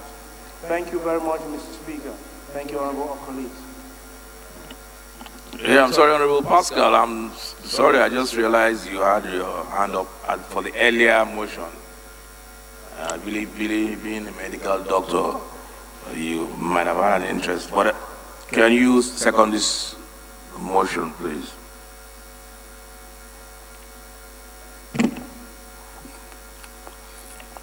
Your interest was in the last motion, but unfortunately I hit the gavel. Sorry about that.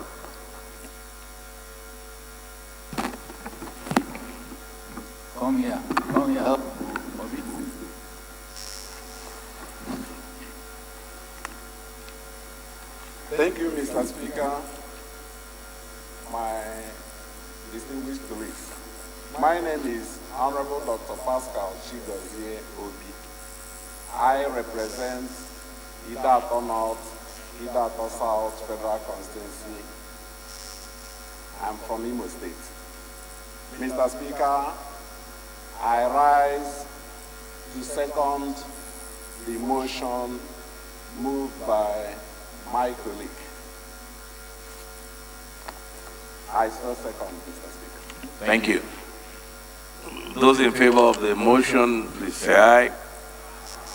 Those against, please say nay. The ayes have it.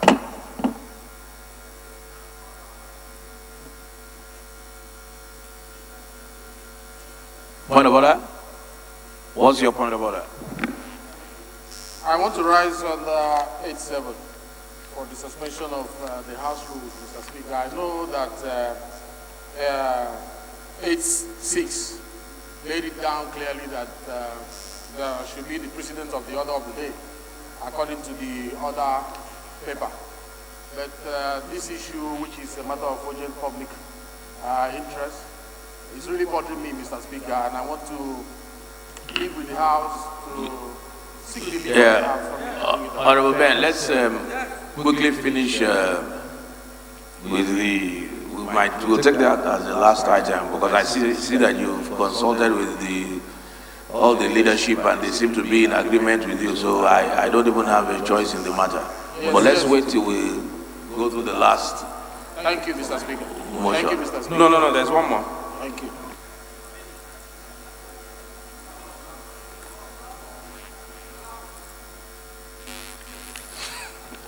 Okay.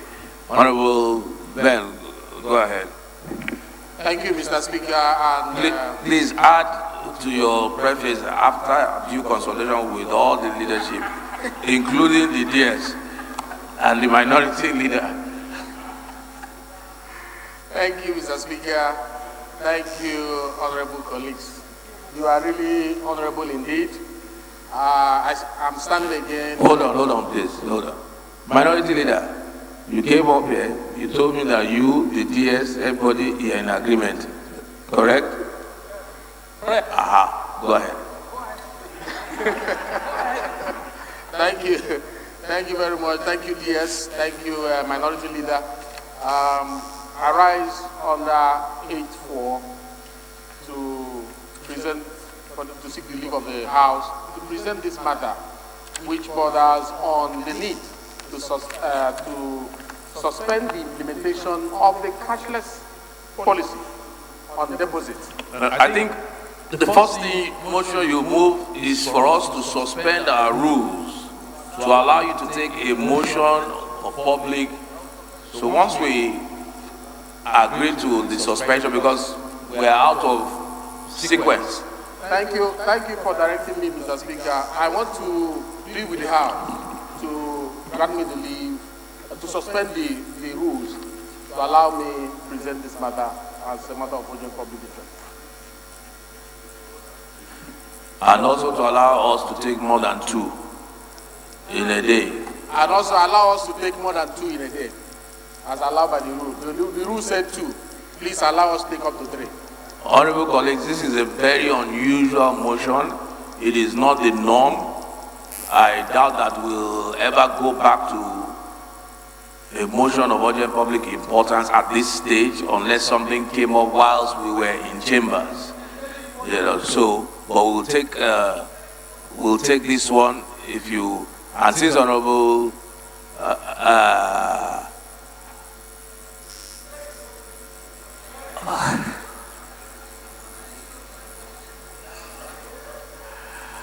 since our people's speaker out there is insisting that it's very important, of course it must be very important. Any seconder, please.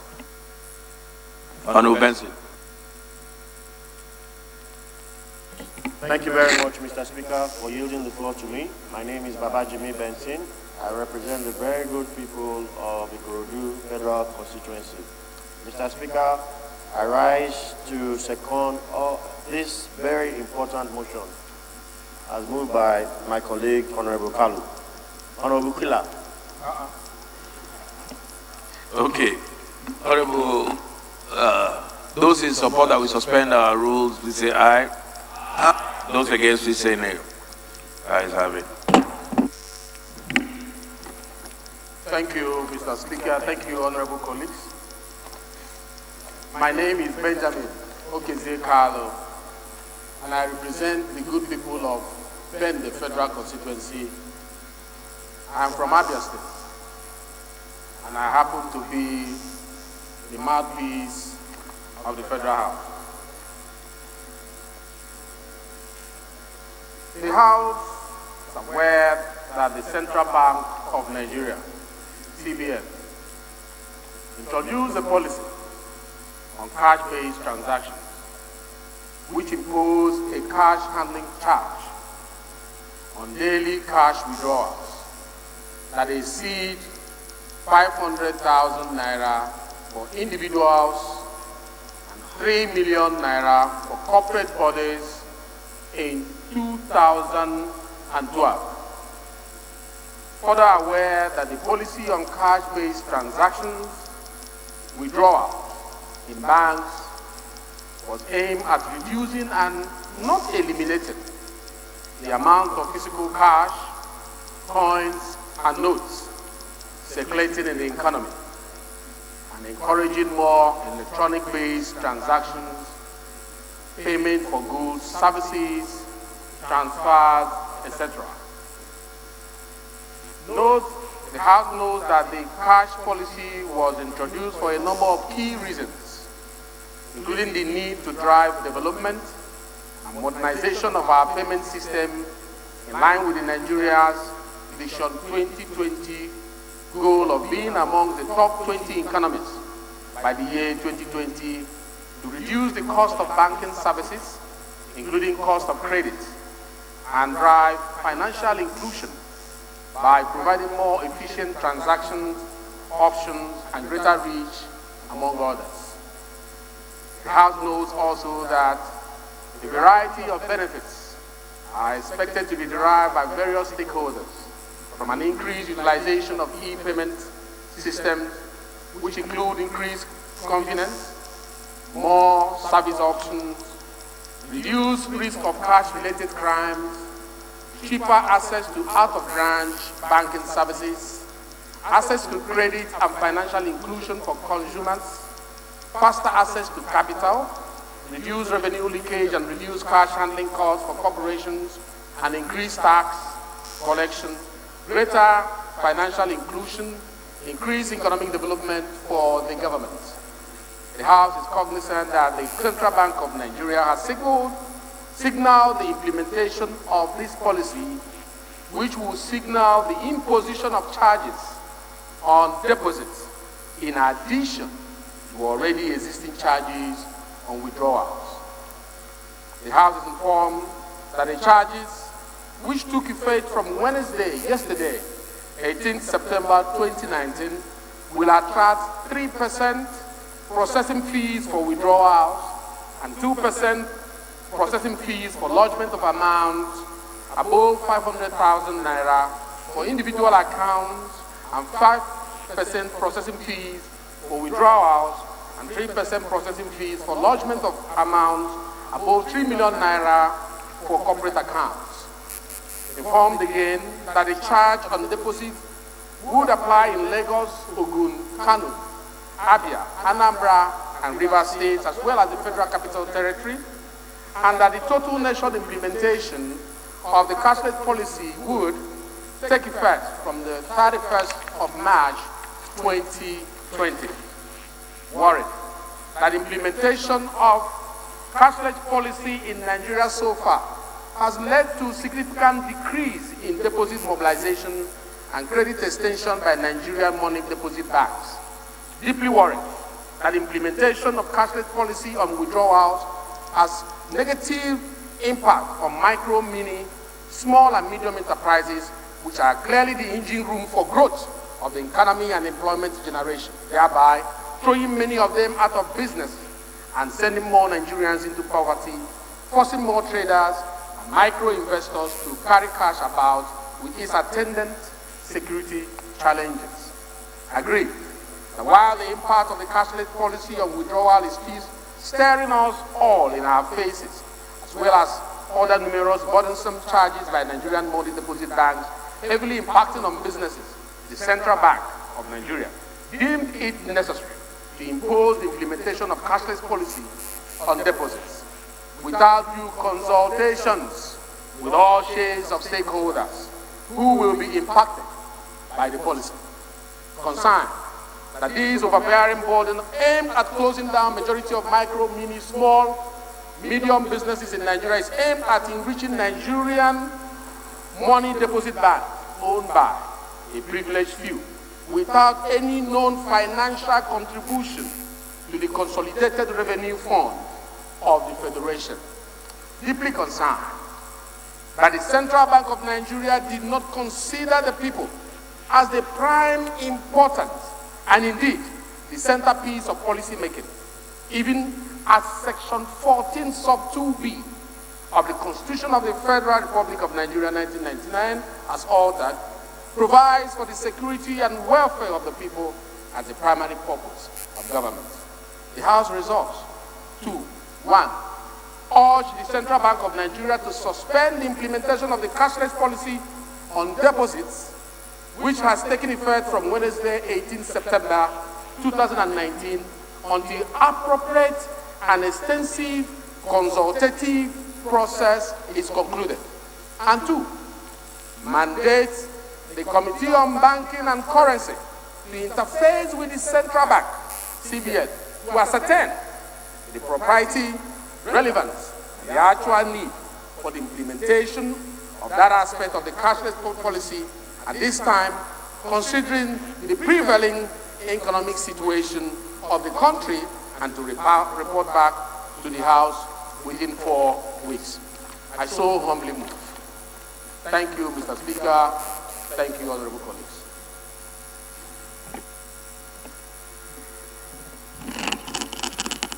Honorable Ugora.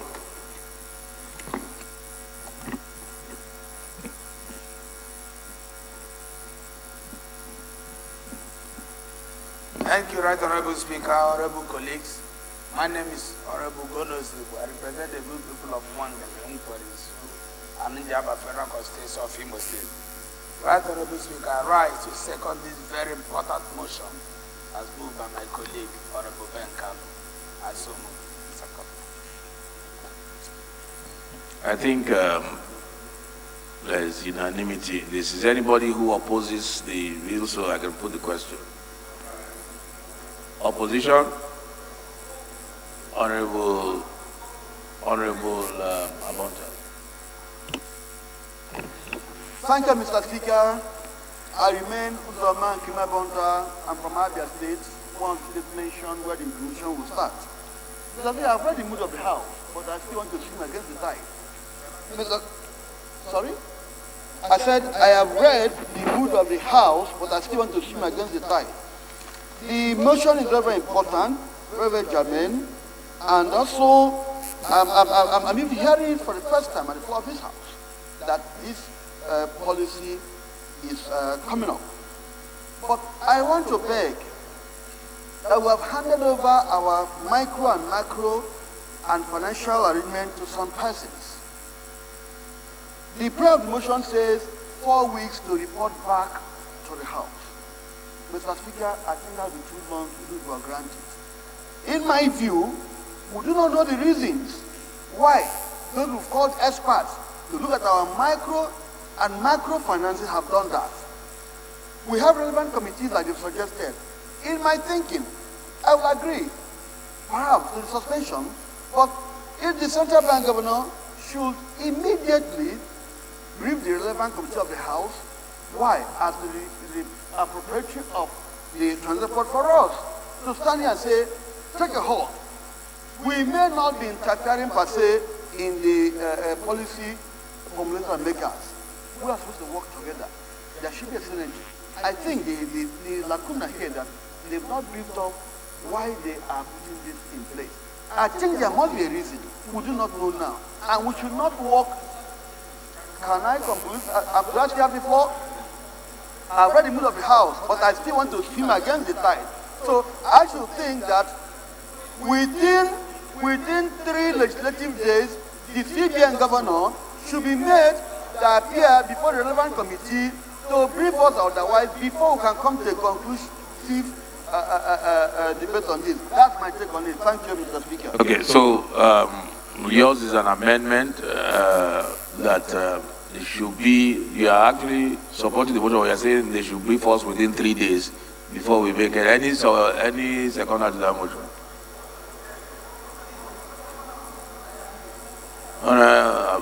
Honorable Abonta, there's no seconder. Who seconded? Okay, Honorable Vargas, second the motion. Second the amendment. Nachum Vargas, just South, just East constituency. I'm seconding the amendment by Honorable Abente because if we wait for 4 weeks and people start piling money at home, not going to the bank without knowing the reason, 4 weeks is very long, sir. So let's save the nation so that the nation will know the reason why the central bank is... Okay. The amendment is seconded. Those in favor of the amendment, please say aye. Those against, please say nay. The nays have it. Honorable Kazari. Thank you, Mr. Speaker, my highly respected colleagues. My name is Honorable Mohammed Gudaji Kazaure, member representing Kazaure, Roni, Wiwa, Yankwashi, Mr. Speaker, I'm from the State. Mr. Speaker, this issue is very important. I heard that Honorable Abonte talking that we should call the CBN governor to come and tell us the reason. We don't need the reason. Anything that will affect our people is our responsibility as representative of the people here. If we see anything that will affect people, to stop it. Mr. Speaker, seriously, I heard some people today complaining that somebody with a capital of 300,000, he is here to keep that money in his home. He takes to the bank. Maybe the profit he will get out of that 300,000 is 5,000 or 7,000 naira. The bank will remove 15,000 for the deposit. Mr. Speaker, if we look at the situation, Mr. Speaker, people are suffering in this country, and now we are going to the CBN now are trying to become a robbers. Definitely, Mr. Speaker, if CBN will post this, how can you, Mr. Speaker, just you take your money, your own money to the bank to keep? Bank will remove when you just to remove something because we keep the money. Mr. Speaker, people, this money is very... Honorable Kazar, it's called handling charges. Handling charges. Mr. Speaker, there is handling. They are reducing the charges. Constantly, there is charges already. Whenever you put money in the bank, they will remove the charges, and monthly they will remove withdrawal percentage every month. Already there is that withdrawal percentage and others.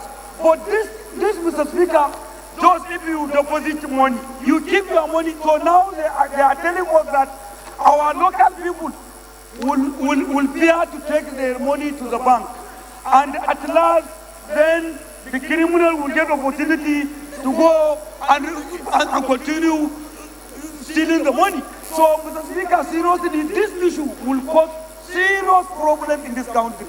That is why we must call the attention of the CBN to stop this implementation. Now, Mr. Speaker, they said, if you are withdrawing 500, above 500,000, there is charges. Of course, since we need the cashless policy in this country, that policy is good.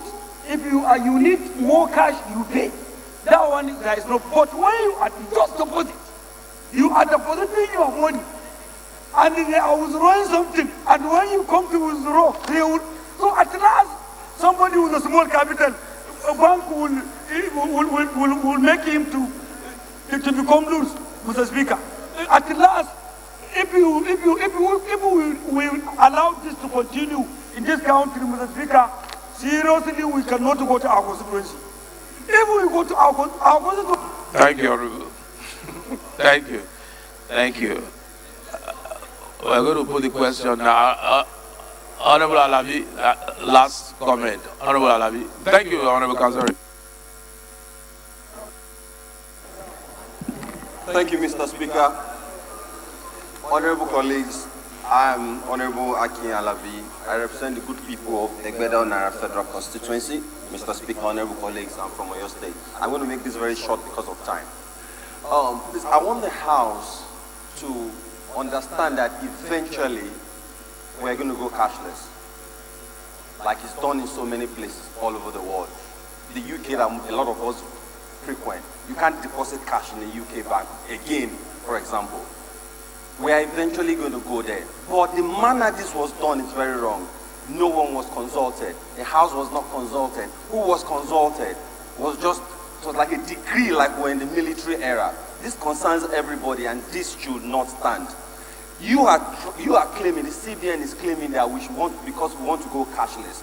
You are saying we want to go cashless, but you're still charging fees for transactions online. Maintenance fees, card fees online. So if you go online, you go cash, they must collect toll gates. That's what they are saying. So they are not being truthful if they say it's because they want us to go cashless. So I support the motion in the sense that they must explain what's going on within the shortest possible time. Thank you, Mr. Speaker. Okay, we'll put the question. Are we amending the 4 weeks? No? 4.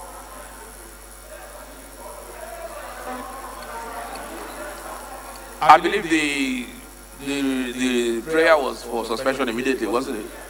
That was the prayer. Yeah. So we'll put the question. Those in support of the motion, please say aye. Those against? Where's Honorable Banta?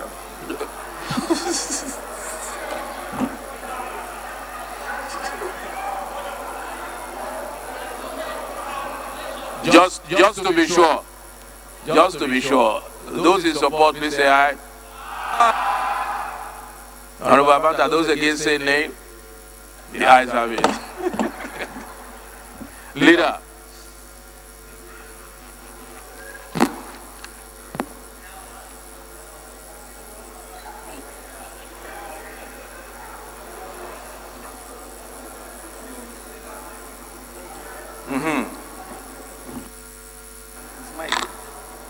Thank you, honorable colleagues. I rise to move that this House do adjourn Tuesday, 24th of September 2019, 11 o'clock. Mr. Speaker, I so move. Thank you. Honorable Minority Leader, please second.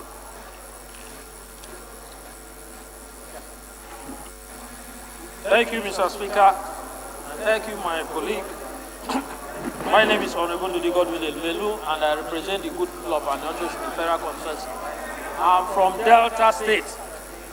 I rise to second this motion that will do adjourn the 24th of September, as moved by the leader of the House, 11 a.m. I so second. Thank you. House adjourned till Tuesday, 24th.